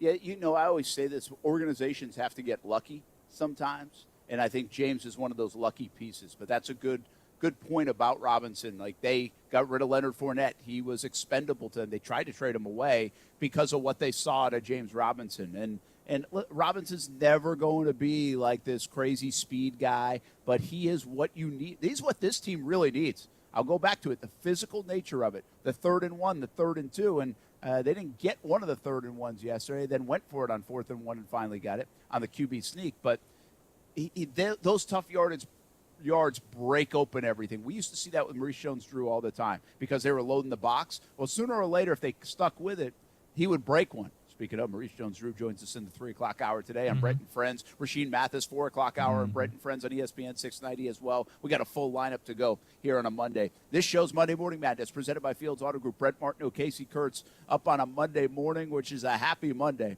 in Jacksonville. 38-10 win for the Jacksonville Jaguars. All right, hey, speaking of James, let's go to the offensive line real quick, because the offensive line against Washington was maligned. And now all of a sudden, you look at this offensive line, and I look specifically at a guy like Luke Fortner, who did not play well week 1 against Washington. Clay Harbor, who joins us on Wednesdays on ESPN 690, called for his job after week 1. That's how bad it was. You'll have to answer that question for sure. Yeah, but I'm not sure he was wrong, Kasey, because the first 2 drives against the Indianapolis Colts, I think his head was spinning again, and he was turned around. And I even said, Clay was probably right. It might be time to go to Tyler Shatley. Well, ever since then, Luke Fortner looks like he's been pretty good. Not many people talking about Ben Barch. Brandon Sheriff's going to be good. You don't have to worry about him. I mean, maybe he missed a play here or there because he doesn't trust everything else that happened in the Washington game, but he's a good player and a damn good player. He didn't miss that play on the James run, that's for sure. No. And then the outside, the tackles are the story. The tackles are the story. Jawan Taylor is playing out of his mind. If I'm Dave Caldwell and everybody else, I'm like, that's why we drafted him in the 2nd round. We were hoping, we saw that in him. And now he's playing to that capability. I actually thought he jumped off sides. I was ready to say, hey, first penalty for one of the most penalized players in the National Football League. Instead, it was a headsy play because the defense reacted, so he reacted. He drew the penalty. Built different.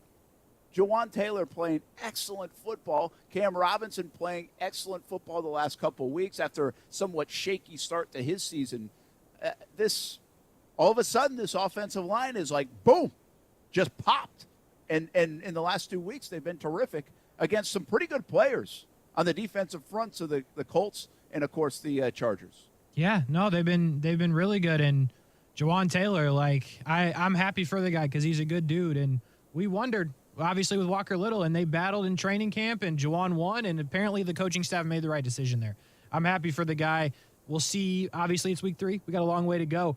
But he handled Joey Bosa until he literally took Joey Bosa out of the game, and then he handled his business the rest of the way. And then Cam Robinson, for the people that didn't want to pay him, maybe delete those tweets because he's playing well, and he's earning that money that they should have paid him, as they did. And this offensive line, Brent, you were high on him, and then I think we dipped, but I think you're back on the high on the offensive line train once again. Did Khalil Mack play yesterday? It's a great question. Unconfirmed. Cam Robinson would know. You have to ask him because nobody with the stats and everything would know because he was held down. Not literally held, but he was not out there. The other thing about this, and Leto, I don't know which way to say it, is it's a contract year for Jawan. Absolutely, it's a contract. Yeah, that helps, no doubt. These guys play better. There's a sense of urgency, and I like when players are on contract years, and I think there's a little bit to be said for that. Evan Ingram, Arden Key, Jawan Taylor. If you go back to 2017, look how many of those guys, not everyone, but look how many of them were playing for their next phase of football, big money, their football life. When you have guys that have a sense of urgency about them, again, in your job, if your boss told you, if you don't get the job done in the next month, we're probably going to let you go. Well, guess what? You're either going to go in the tank. All the time, folks. You're either going to go in the tank or you're going to deliver your best month of work productivity you've delivered yet. Sure. It's just it's human nature. And so Jawan Taylor is doing that. And then you have other guys that you brought in on one-year deals that can really break the bank with big seasons. Arden Key, Evan Ingram come to mind. And there's more in those situations. I like when you have players playing in that situation because you're going to get good play out of them. And that's what we're seeing out of Jawan Taylor so far. And I think this offensive line has a chance to be good. The bigger part of the offensive line for me is not necessarily how good they are in the next couple of weeks, how good they are even in 2022. But Jawan Taylor, do you end up keeping him around? And if not, you still have Walker Little, who you think's pretty good. And then you have Cam Robinson around. You have Barch, who's going to be here for a bit. Fortner, you just drafted. Brandon Sheriff, you just brought in on a big free agent deal. This is a group that could stay together for the most part for the next 3 years. And if you have an offensive line that plays together and is good, that usually bodes well for your football team at any level. Any level. You go to high school level, and that usually is a big thing. But it's especially a big thing in the NFL. So I like what this offensive line's doing, and I like this. Let's flip the conversation from week one, Kasey.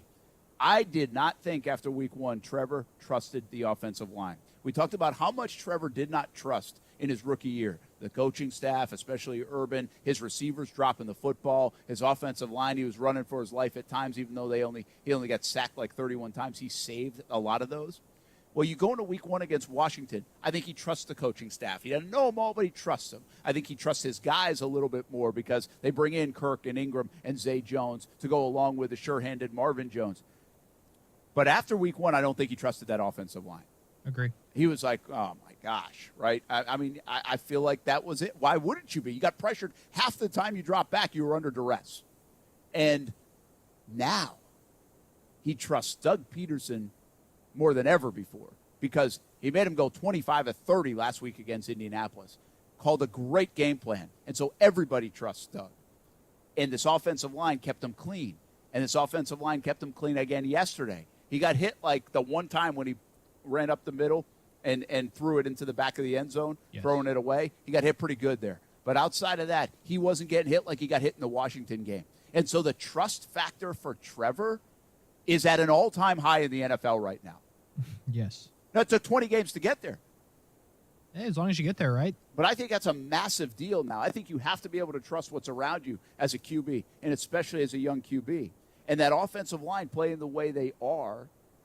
And I think what's funny about the offensive line is coming out of week one, didn't we have stats that they were the best against on the run blocking? Yes. I'm not sure that's their MO. Like, I'm not sure they're the best in the league at run blocking. Yeah, probably not the best. But, yeah, I'm with you on that. They did it for 1 week, and now they're kind of forming into what they are, which might be a pretty good offensive line, Brent. And real quick on Jawan Taylor, do you think, like, obviously Doug Peterson didn't draft Jawan Taylor, and neither did Trent Baalke. He drafted Walker Little, but, Jawan Taylor won that job.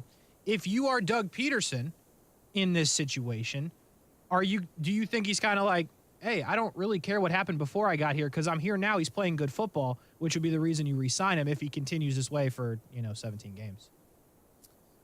Yeah, I don't think Doug cares about that stuff, who did it, whatever. He just wants good players. And I don't think the Jaguars look at Walker Little as a wasted pick. I think I've explained this to people before. They're getting the best out of Cam Robinson last year because they drafted Walker Little. They think they're getting the best out of Jawan Taylor because they had Walker Little ready to go. And he adds depth. And so if somebody gets hurt, they have a guy that they feel really good about.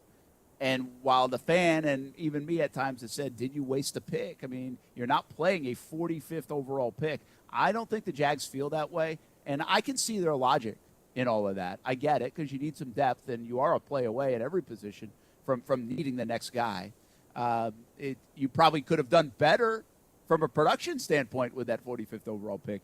But I don't think Doug's going to care about that, and I'm not even sure Trent's going to care about that. I just don't know what kind of contract at the end of the day, if he continues to play like this, they can afford. I think it might come down to dollars. And so you have like a guy like Walker Little on this rookie deal. You have Jawan Taylor you might have to pay big money to, Kasey. Like, Jags aren't going to have a ton of money, and they've got to pay Josh Allen, and they're going to have to try to bring in a free agent or two here or there. So I think it might become more of a dollar thing for a guy like Jawan Taylor than do we keep him around because thing? You know what I mean? Mm-hmm. No, I'm with you. It's just all these years, or at least the last couple of years, all the salary cap room they needed, and now we're like, hey, we might not have the money for that. It's a wild thing. Yeah, they How really the tables won't. turn. They won't. They won't for a little bit. So that is an interesting story to follow. I think, again, what Trevor trusts right now because of this offensive line, because of his head coach, because of the entire staff, because of these receivers making plays for him, Don't miss that part of the story. Trevor Lawrence, it took him 20 games to be able to go out there and trust everything around him. 20 games. That's not Trevor's fault, by the way. That was a lot of other stuff. And so now we're getting a Trevor Lawrence that can feel good. A Trevor Lawrence that can feel like maybe Justin Herbert felt right away when he played because he had all these guys around him and things were clicking and working. Young quarterbacks that come into new teams don't get those situations because they came to a bad team. Trevor finally gets that 20 games in. I think now he has a real good chance to elevate even more over the next 14 games of this season. We take a break. Monday Morning Madness presented by Fields Auto Group. When we come back, we still want your calls, 904-362-9901. We're getting a ton of interaction on YouTube and Twitter and Facebook and Twitch. So we'll share some of those comments when we come back on ESPN 690.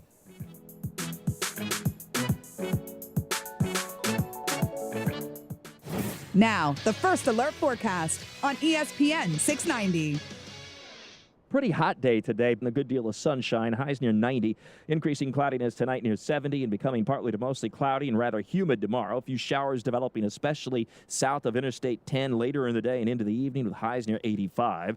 Clouds, rain, and a few storms increase then for Wednesday with highs in the upper 70s. With your First Alert forecast, I'm Action News Jax Chief Meteorologist Mike Burrish. The Weather Center is brought to you by Beards Diamonds, where now you can buy like a dealer buys. Buying or leasing a car in Jacksonville is the best with Fields Auto Group, Jacksonville's luxury auto group. Lexus of Jacksonville and Orange Park, Mercedes-Benz of Jacksonville, Orange Park, Jaguar Land Rover, Jacksonville, Porsche, Jacksonville, Fields Cadillac, Jacksonville, and St. Augustine. If the luxury car you want isn't in stock, Fields Auto Group will order it. And at Fields, you'll never be charged over sticker price. Stop by a Fields store today and see what world-class service really means. Fields is a proud sponsor of the Jacksonville Jaguars. Fields Auto Group, fieldsauto.com. We're local, you're local. Shop local. Please shop local retailers right here in the 904. Shop the 904. When you shop local retailers, you're making an investment in our community. When you shop locally owned businesses, most of the money you spend with them stays right here in our community. Shop these great local businesses. Academy of Scholars, Peterbrook Chocolate, Root Solutions Termite Lawn and Pest, Mox Ice Cream, Famous Automotive. Now, more than ever, we need to support local businesses and shop the 904. They're a big part of what makes living in the 904 so great. To get your business listed, email shopthe904@cmg.com. That's shopthe904@cmg.com. Get your business listed. Shop the 904. To get your business listed, email shopthe904@cmg.com.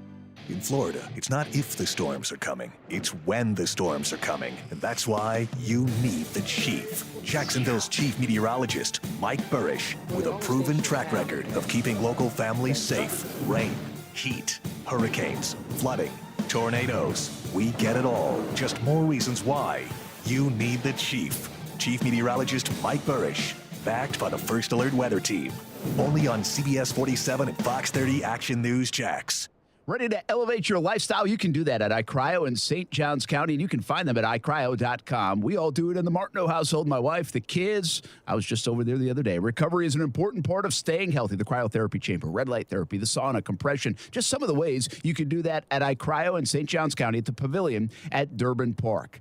If you have an event, make sure you invite iCryo to come out. They have mobile IV services as well as compression therapy for recovery and hydration as well. iCryo.com. Elevate your lifestyle. Hey, do you like beer? Yeah. What about great food and lederhosen? Then you're going to love the third annual Oktoberfest at Kingmaker Brewing in Riverside. Sponsored by 1-to-1 Financial Credit Union. Kingmaker has the only Oktoberfest in Jacksonville that spans 2 whole weekends. Right. September 22nd to October 2nd. That's 10 days of good food, great beer, and amazing local businesses. Learn more or grab VIP tickets at kingmakerbrewing.com. Oktoberfest, September 22nd to October 2nd. Kingmaker in Riverside. Brought to you by Jacksonville's hometown credit union, 1-to-1 Financial. Duncan. Do you feel a calling to help others? You can change a local child's life by becoming a foster parent through Daniel. You'll receive training, 24/7 support, and compensation to cover the cost for the child's needs and your time. To qualify, you must be over 21, pass a background check, receive training, and have a caring heart. Foster parent classes are starting soon, so please call Daniel at 296-1055. That's 296-1055, or visit danielkids.org. Hurricane season is here, and now is the time to make a plan and know your zone. In the case of an evacuation, have a plan to go to a hurricane shelter, hotel, or stay with a family or friends. If you're ordered to evacuate, you need to leave. You can rebuild your home, but you cannot rebuild your life. This hurricane season, know your zone. Know your home. Learn more at floridadisaster.org. This message is sponsored by the Florida Division of Emergency Management, the Florida Association of Broadcasters, and this radio station. This is Paul Gray, founder of Gray Matter Distillery, inviting you to check out the new home of Jacksonville's first craft distillery in beautiful Atlantic Beach. Since 2014, we have been the proud distillers of such iconic local spirits as Carr Vodka and Live Oak Whiskey. In our new distillery, you can enjoy one of our handcrafted cocktails made using only the freshest ingredients for only $8 a drink. Enjoy cocktails, sample small batches of vodka or whiskey, or take a bottle home. Pick up your very own Gray Matter Distillery shot glass for free when you mention this ad. Come see us this weekend, and remember to please drink responsibly. Action Sports Jax. Watch, listen, subscribe. You can watch us on CBS 47 and Fox 30. You can listen right here on ESPN 690, and you can subscribe to our YouTube and podcast, Action Sports Jax on ESPN 690. Action Sports Jax. Watch, listen, subscribe. I think it depends. It depends where we're at. You know, I think we had a 4th and 1 or 4th and 2, backed up a little bit. We ended up putting it. So I think he does a good job of managing it, and every week we have a great plan. So we have a lot of confidence in the coaches, and they have a lot of confidence in us to execute it. So I think that is what you see, that twofold confidence. So it's been great, and just continuing to trust each other is the biggest thing. Trevor Lawrence, there's that word, trust. I think it's a big deal. I think he really does trust everything. If you just watch me on the feed on Facebook, YouTube, Twitter, and Twitch, I didn't know what I had my statistics sheet, but I have nothing, no room to put it anywhere. So I had no idea where to put it, and so I might have looked a little lost. Yeah, that's okay. I don't want to hold it anymore. Is what I'm getting at. Hey, Hurricane Ian, right, is going to be something to watch this week, and so have you covered on 104.5 WOKV and CBS 47, Fox 30, Mike Burrish, and the First Alert weather team. But I was thinking this, J would be the next named storm, right? H-I-J-K, yeah. And so Hurricane Jaguar is next. I mean, let's just reinvent the naming. Okay. It's predetermined, like, years to come. Yeah. So it might be like Jane or Jill or John or I don't know what we're on. Yeah, just keep naming J names, yeah. But Josh. Jaguar. Let's go Jaguar. Hey, I think I found your guy about Josh Allen. Oh, really? I Am Legend. Is that him? Because I Am Legend. Listen. They got to pay Josh Allen. He said, huh? Was he on the field yesterday? Yeah. Hey, I Am Legend. Oh, no. Go follow, like, Next Gen Stats, man. Go follow Next Gen Stats. 8 QB pressures. 4 hits. Second in the NFL in QB pressures to a guy named Myles Garrett. How's that for Josh Allen being on the field? 2 forced fumbles, 2 sacks early in the year. What's this guy got against Josh Allen? Why can't these people find this stuff on Josh Allen? Yeah, I don't know. Listen, I Am Legend, first off. Thanks for always listening. We're going to start there. But, yeah, you know, everyone got their opinion, right? And not everyone's into the Next Gen Stats. You know what I'm saying? I mean, if it costs money, I'm not into it. Do you have to, like, are you not a good defensive player if you didn't make a sack, an interception, or, like, score a touchdown? Is that, like, the barometer for some people to be a good defensive player? Potentially. Because they're missing a lot of football if that's the case. There you go. I understand there are things that show up in the stat sheet, but, I mean, Josh Allen, you didn't have to see a stat sheet yesterday to notice Josh Allen, Kasey. I agree with that as well. He had an impact without the traditional stats that people look at. He had a huge impact, and I'll continue to say I think he's the reason that this defense eats a lot. He might not get the sacks, but especially last week, he was feasting and opened up plays for guys like Arden Key and Roy Robertson-Harris. Yeah, Ty, by the way, on his way to school today, literally out the door. Ty Martineau. Okay. Yeah, yep. That's Ty guy. And he's like, I guess Josh Allen's pretty good when he's got somebody else on the other side. You know? There you go. I mean, if you look at his career, when you have some threat on the other side, the problem is they just didn't have enough over these last couple of years. And that shouldn't be a knock on just Josh Allen. I mean, T.J. Watt's unbelievable. He's a wrecking crew. He might be able to be the only guy on the field and still get some sacks. He might be that good. But Pittsburgh has some other players on defense, too. They can scheme things up. Jags, with a defense that was porous the last couple of years, one of their few really impact players was Josh Allen. Couldn't do it alone because you can chip him. You can double team him. You can do some things to to make it hard on him to get home. And now when you've got to watch the other guy in Trayvon Walker, oh, what a big-time first pick for the Jacksonville Jaguars. And that's going to lead us to Trent Baalke in a moment. But I want to get some more reaction here on YouTube. We've got a lot of it going on. Lito, his recovery time, talking about James Robinson, feels a lot quicker than others who have come back from that same injury. That is something we've just talked about a bunch. Guys have done it. It's a shorter thing now for athletes, but still to see the production is really good from James Robinson. J-Rob setting himself up for a much-deserved payday as well. That'll be interesting to watch, right? Running back's a curious position to pay sometimes in the NFL, but he certainly could be headed in that way. Lito really jumping in on YouTube. Fortner's going to be our Brad Meester. Could be around a long time. I like the idea of that. Let's see, what else we got? PJB, everyone keeps saying Jags were a QB away from XYZ in 2017. Hopefully that time is now. 2017 defense, this does remind you of, because of the turnovers, the ability to create pressure, kind of the swag factor, you know? Yeah. Is that a stretch? Should we be careful of that? No, this defense has some swag. Again, that was a historic defense, and you're still 3 weeks into this season, but this defense has the parts. You have the pass rushing parts. You don't have a Jalen Ramsey, but Tyson Campbell's very good. Shaq Griffin, I think, is still going to be good, even though he struggled in game one. And the safeties are boom or bust, and those safeties were a little more solid versus boom or bust. But again, I like Rayshon Jenkins playing with swag, so I think that this defense is comparable in ways. They have some better strengths than that defense have. They have some weaknesses that are a little different than they had too. But you get these guys playing with swag, Brent, I'm all on it. They could be dangerous. Well, they are dangerous, actually. It's confirmed. Well, they are dangerous because they turn people over. And so now folks are going to have to start worrying about that a little bit. They're able to get football out, force fumble-wise. They're able to pick the ball off. Now you got a bunch of interceptions already. The Jaguars have 8 turnovers on the year through 3 games. They had 9. They had 9 all of last year. I mean, just a ridiculous number. And they're really impacting football games. And, Kasey, the thing I think about 2017, like this defense, they're doing it in plus territory. They're giving the offense a short field. And if the offense could cash in a little better in the red zone, which is probably the one fault they still have if you look at this young season on offense, then they're talking about a different animal. And I guess in 17, they were able to return some of those scores. Devin Lloyd getting some grief in that film room, for not being able to get over the Indianapolis tackle, or he would have had a pick six. He didn't need to break this tackle here, but he was at the 5. He was close to the pick six. Telvin Smith, Dante Fowler, those guys that year, they returned them all the way. And so that was maybe the one difference. That defense actually scored for the Jags. But this team might not need it because their offense could be very prolific and has the ability to score just about every time they get the football, Kasey. Yeah, and I think looking at the offense with that, at least that 17 offense, you knew they could run it. That's what they were going to do. But this is completely different in terms of you can throw it now.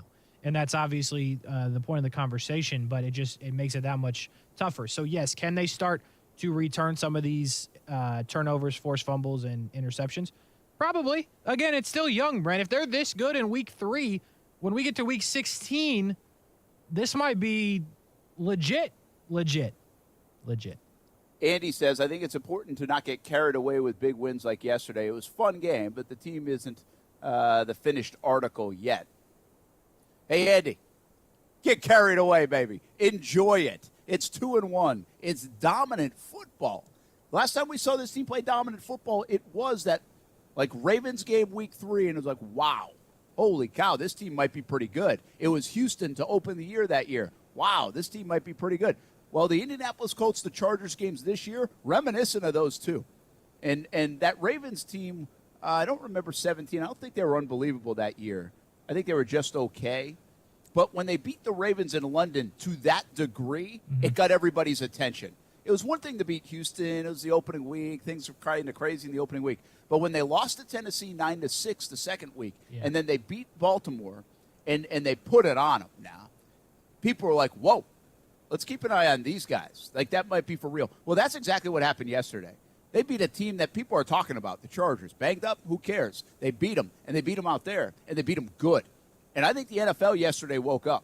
I think you're getting up this morning and you might be able to turn on Good Morning Football or some Sports Center stuff, and they're probably going to show Jags highlights for the first time this season. Yeah, they're probably messing up the names and everything. Don't know who's who. Andy, get carried away, man. I mean, get carried away. If we're 3-2 after the Houston game, I'll be delighted, Andy says. And that you should be. Because what I said is this team, 2-2 after the first 4 games, no matter how you did it, would be perfect. Because you have Houston, you go to Indy, you have the Giants. And I'm not telling you they're going to win all 3. It's the NFL. I'm not predicting they're going to win all 3. But can you get 2 out of 3? Because if you get 2 out of 3, now you're 4-3 going against Denver and London. And Denver, I just have this feeling that Doug Peterson is going to coach circles around Nathaniel Hackett. Probably. And so Denver's pretty good defensively, but they got nothing going on offense with Russell Wilson right now, even as dangerous as he can be. And so you're 4-3 going into Denver. You feel pretty good. Yeah. And that makes you relevant for the next month, too. That's the nice part. Hey, stay on that for just a second. Real quick, I do want to get this in. Dean Machine said on Good Morning Football today they called Smoot Dwayne Smoot. Yeah, so we got to fix that. But, all right, stay on that. That's a minor one. It's minor. But stay on where we are for a second. And the question I have for you is you've got those games coming up that you just documented, which would seem winnable. When, in your mind, does the expectation change from being like we started this as, hey, can they compete? Can they look like an NFL team? We have to be past that, right? Yes, past that. They're going to compete. They're good. They have good players. They have good enough players to compete every week. So when does the expectation change that they should beat Houston handily? They should beat these teams that they're better than handily? Because, I don't know if we're fully there yet. Yeah, I think people have got to remind themselves what the NFL is like. Houston has been one of the worst teams on paper the last 2 years, and they get in a dogfight every Sunday. Right. They stink. They're not good. But they almost win every week. They could be 3-0. They're competitive. They could be 3-0, Kasey. They probably should be, depending on who you ask. Some of the way they lost those games were brutal. But, there's no doubt that this team's more talented than that team. No doubt. So I think at some point, I'm confident in it, but I've also said for 3 straight weeks that they were more talented than the team they were playing. So I will keep that up. But again, to your point, like the Giants. Sure, the Giants are 2-0, but I wouldn't take what the Giants have versus what they have here in Jacksonville. The only thing the Giants have going for them, in my opinion, is they love their coach as well, it looks like. They do, yeah. So that's going to be a game where you got 2 teams that really want to win for their coach, which makes it even more interesting to me. Yeah, first of all, I love your question because I was actually thinking of it more toward, let's just say the Jags are at some point this season 8-6.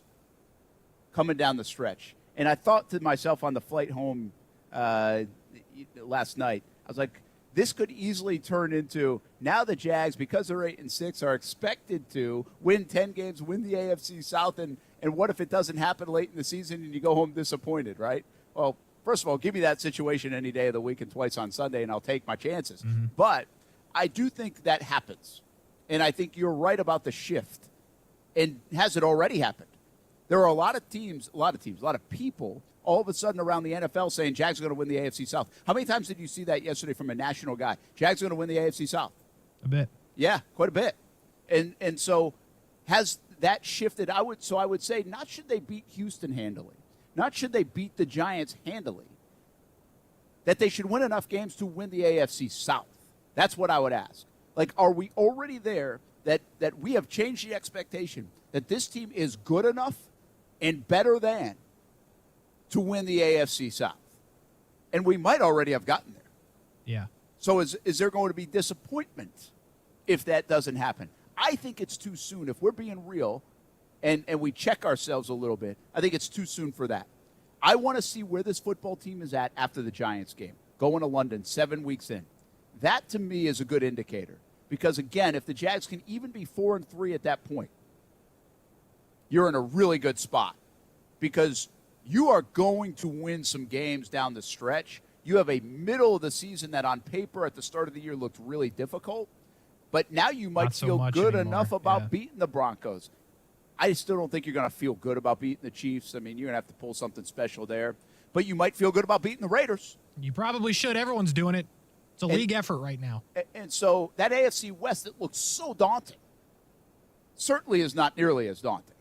And so now the expectation, I think, does change. But get me to week 7 with a 4-3 record, and I think that's when expectations should and could change about where this football team could be headed. Because we'll also know a lot more about everybody else in the division and also who they're playing, like the Jets and the Lions, because the Lions might be a decent team. They blew it yesterday. It might be a decent team. So I guess I go back to Maurice Jones-Drew saying we don't know who anybody is really through week 4. But I think we're starting to learn in a hurry that the Jags are a good team. They have players that are good. And while they're not going to beat everybody 38-10 and 24-0, they're going to be in every game. And if you're in every game in the NFL, you're going to win some of those. Yeah, and I wonder with that, I agree with your point, but I want to see them play Tennessee, I guess, before I get all in. But to that point that I argued just now in my brain was really working on that while you were talking, Brent. A team like Tennessee or a team like Indianapolis might play them, or Houston as well, might play themselves out of it before the Jags even have to really play themselves into it. Yeah, that's a fair point. Yeah, they could. Because I want to see what it looks. Probably will. Yeah, right? Houston will. I want to see what it looks like against Tennessee before I'm like they're going to win the division. But at the same time, if Tennessee, yes, they won yesterday, but if they continue to not look great, then it might be a default situation. But just watching the Colts, obviously Houston, and then watching Tennessee, because I watched the full Tennessee game yesterday, the Jags are playing the best of anybody in the division, unquestionable. Yeah, no doubt. I mean, no doubt. Tennessee was pretty impressive yesterday, but the Raiders right now just aren't a good football team. That's the thing, man. Like, Tennessee was okay yesterday. Like, I get it, but like the Raiders should have won the game on multiple occasions, and like weird things would happen to them. Batted ball gets picked off, but like I'm not impressed by what Tennessee has outside of Derrick Henry. And then even then, at times, it's like, why are they not giving it to him more? Yeah, and Tannehill played one of his better games and still made like a stupid bad interception. Yes, it was bad. I mean, just really bad. I think you bring up, in this conversation, you bring up another really good point about the Titans. Because the Titans, to me, still are the Jags know they can beat the Colts. The Jags think they should beat Houston, even though that's been way more difficult than it should and would and could. But the Titans are still like the stigma. The crazy part about this football team is you don't play them until December. So you really don't even know. Mm-hmm. You got to play them twice in like a 5-week span at the end of the season, and it could be everything online. And I would suspect Tennessee will be a little bit different and feel a little bit different than they have been these last 3 weeks. That was a potentially season-saving win for the Tennessee Titans yesterday to at least get them back on track in the AFC South. All right, let's take one more break here on Monday Morning Madness, presented by Fields Auto Group. Brent Martineau, Kasey Kuhrts. We can get you in on the last phone call if you want to jump in. We got plenty of interaction on Twitter and YouTube, Facebook, and Twitch as well. Numbers 904-362-9901. Just the third week of Monday Morning Madness. Maybe the Jags are winning because we started the show, Kasey. All we had to do was the show. We need to start a show to change the balance in Jacksonville. They're listening. Doug is right now sipping on the coffee, listening to us. Can you believe it? Toast to Doug, by the way. And Delphonic, by the way. First class was not it for me yesterday, okay? If first class is closer to the toilet, then that was us. Listen. But I'm not complaining. We were back. The best thing about flying with the Jags is I get back at whatever time it is to do this show, and I'm not still out in L.A. traveling. Exactly. Just keep in mind what he said there, Delphonic. He wasn't in first class. He was just with the players. You know what I'm saying? He was just getting the free meals and the blankets and the Wi-Fi. He had Wi-Fi. If you were on Twitter, you knew this man had Wi-Fi. He was tweeting every 45 seconds for the 5-hour flight. Wi-Fi's a good thing, man. That's a good thing. It's as close to first class as you get. That's all I'm saying. No matter where you're sitting. We'll be back Monday Morning Madness. Hey, Delphonic, everybody else, how you feel about Trent Baalke these days? Might talk about that when we come back on ESPN 690.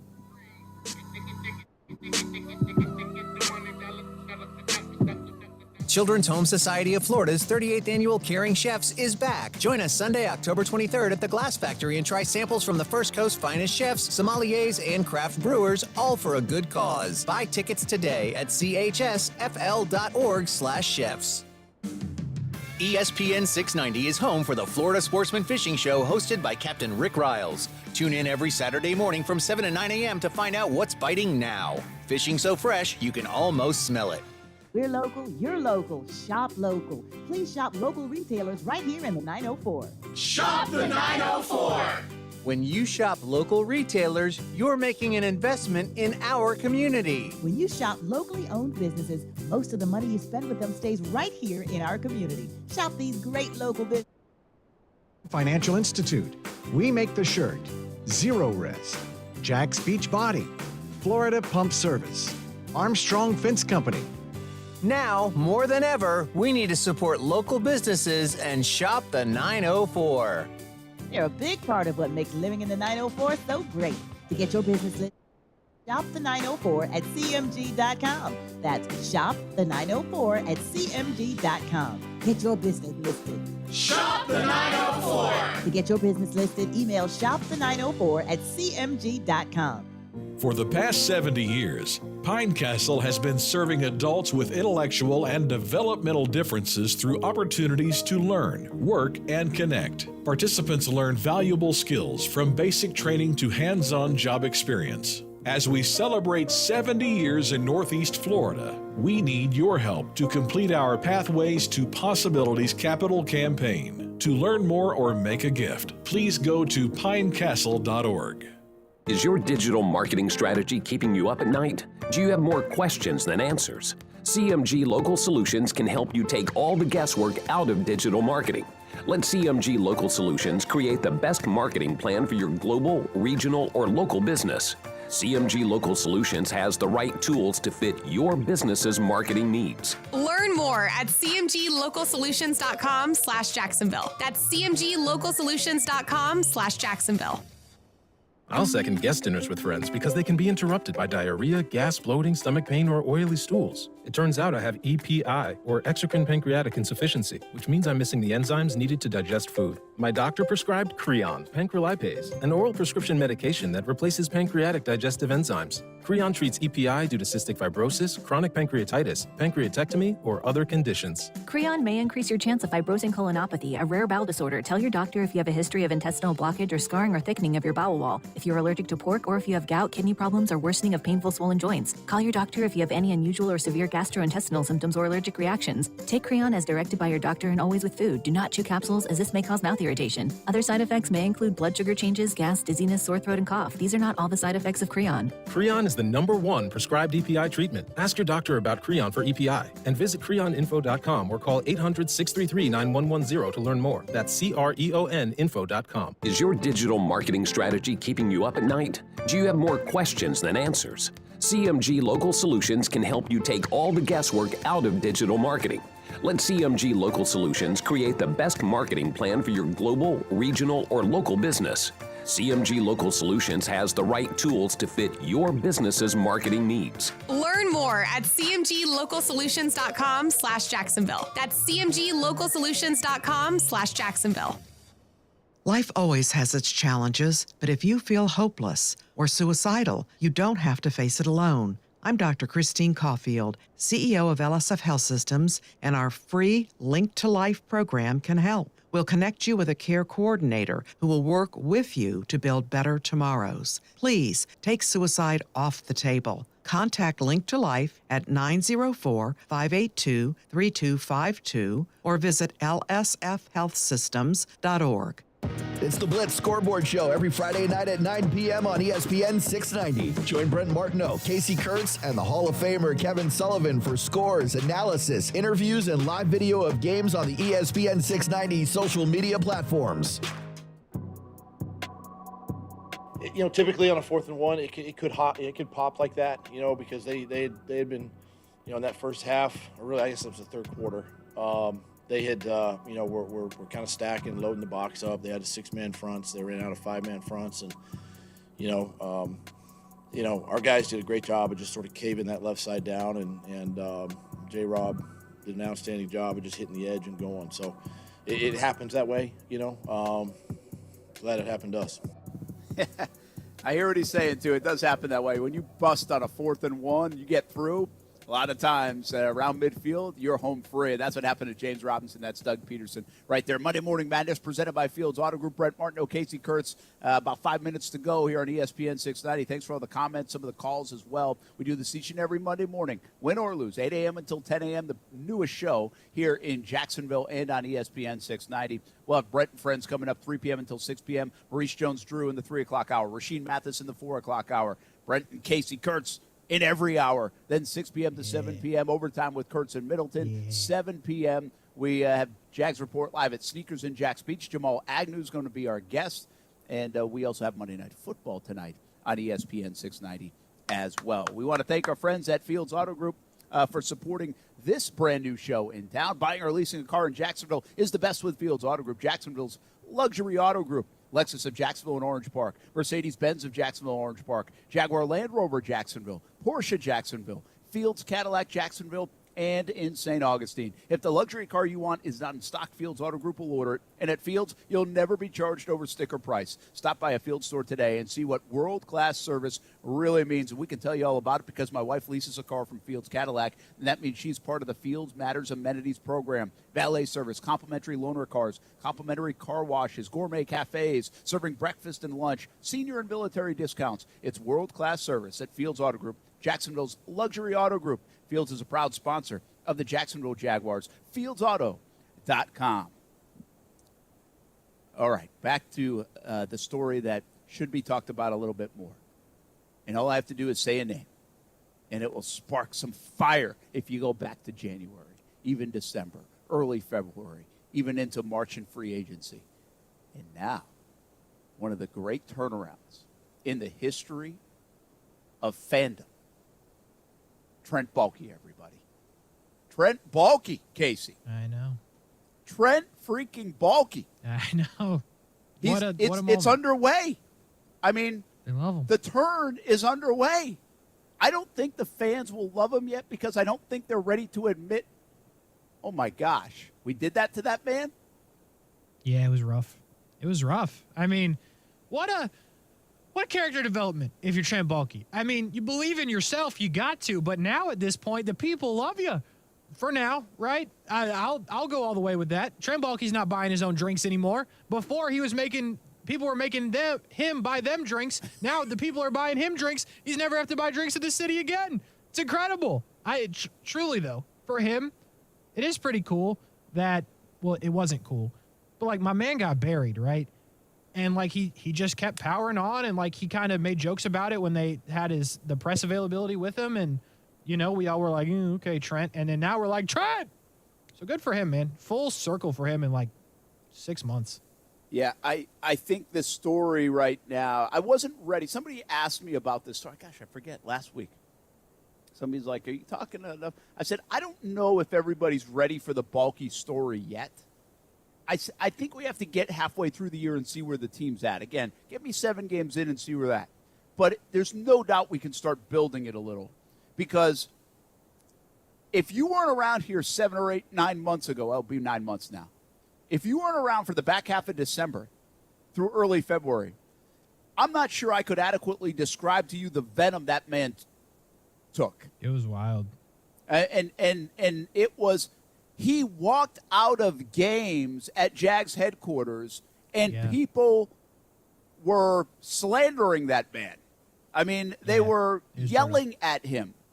They were saying, like, obscenities as he was leaving the stadium and going to his car. My man's just the GM. He's not even the coach. And by the way, he had been here less than a year. And I'm not going to sit here and say, you guys are fools. I can't believe you did. Like, I just could never get over, and I took some heat for this too, the venom that man got, given all the past history of this organization and the failures of this organization, that he became like the guy in my 15 years. I've never seen a man take that much heat. I've never seen a player get that much heat from the fan base. And for a 6-week stretch, he took it, and he got it. And we had no idea where this thing was going, and we all didn't agree with him coming back. Like, I wasn't in agreement with Shad Khan. No. But what they've built here with Doug Peterson's help, with the scouting staff's help, They have good players, folks. They have a pretty good roster. And now you've got to start giving some flowers to Trent Baalke. You got to. It's an amazing, like you said, just character development shift between Baalke and the fan base. It's amazing, and I don't even think we've seen the end of it yet. No, and it's wild because for how long they missed on first-round picks, and the 4 that he was involved in looked pretty good. So we'll see. We'll see where it goes. Again, I'm not sure I'm ready to throw him a parade. I'm there. You got good players, Brent. But I think I don't know, maybe clown emoji or nose or whatever should be thrown in the dumpster. Those are getting wiped. People are deleting those tweets. And that wasn't just about Baalke, but it was about the everything at that time. The idea. Right? But again, Baalke took a ton of heat now, and you can't dismiss that. All right, we got to go. Back. Monday Morning Madness presented by Fields Auto Group. Had a lot of fun. Jags win 38-10. They're in first place in the AFC South. 2-1 record. For Kasey Kuhrts, I'm Brent Martineau. Let's do it again. Brent and Friends, 3 p.m. on ESPN 690. Have a heck of a Monday, everyone.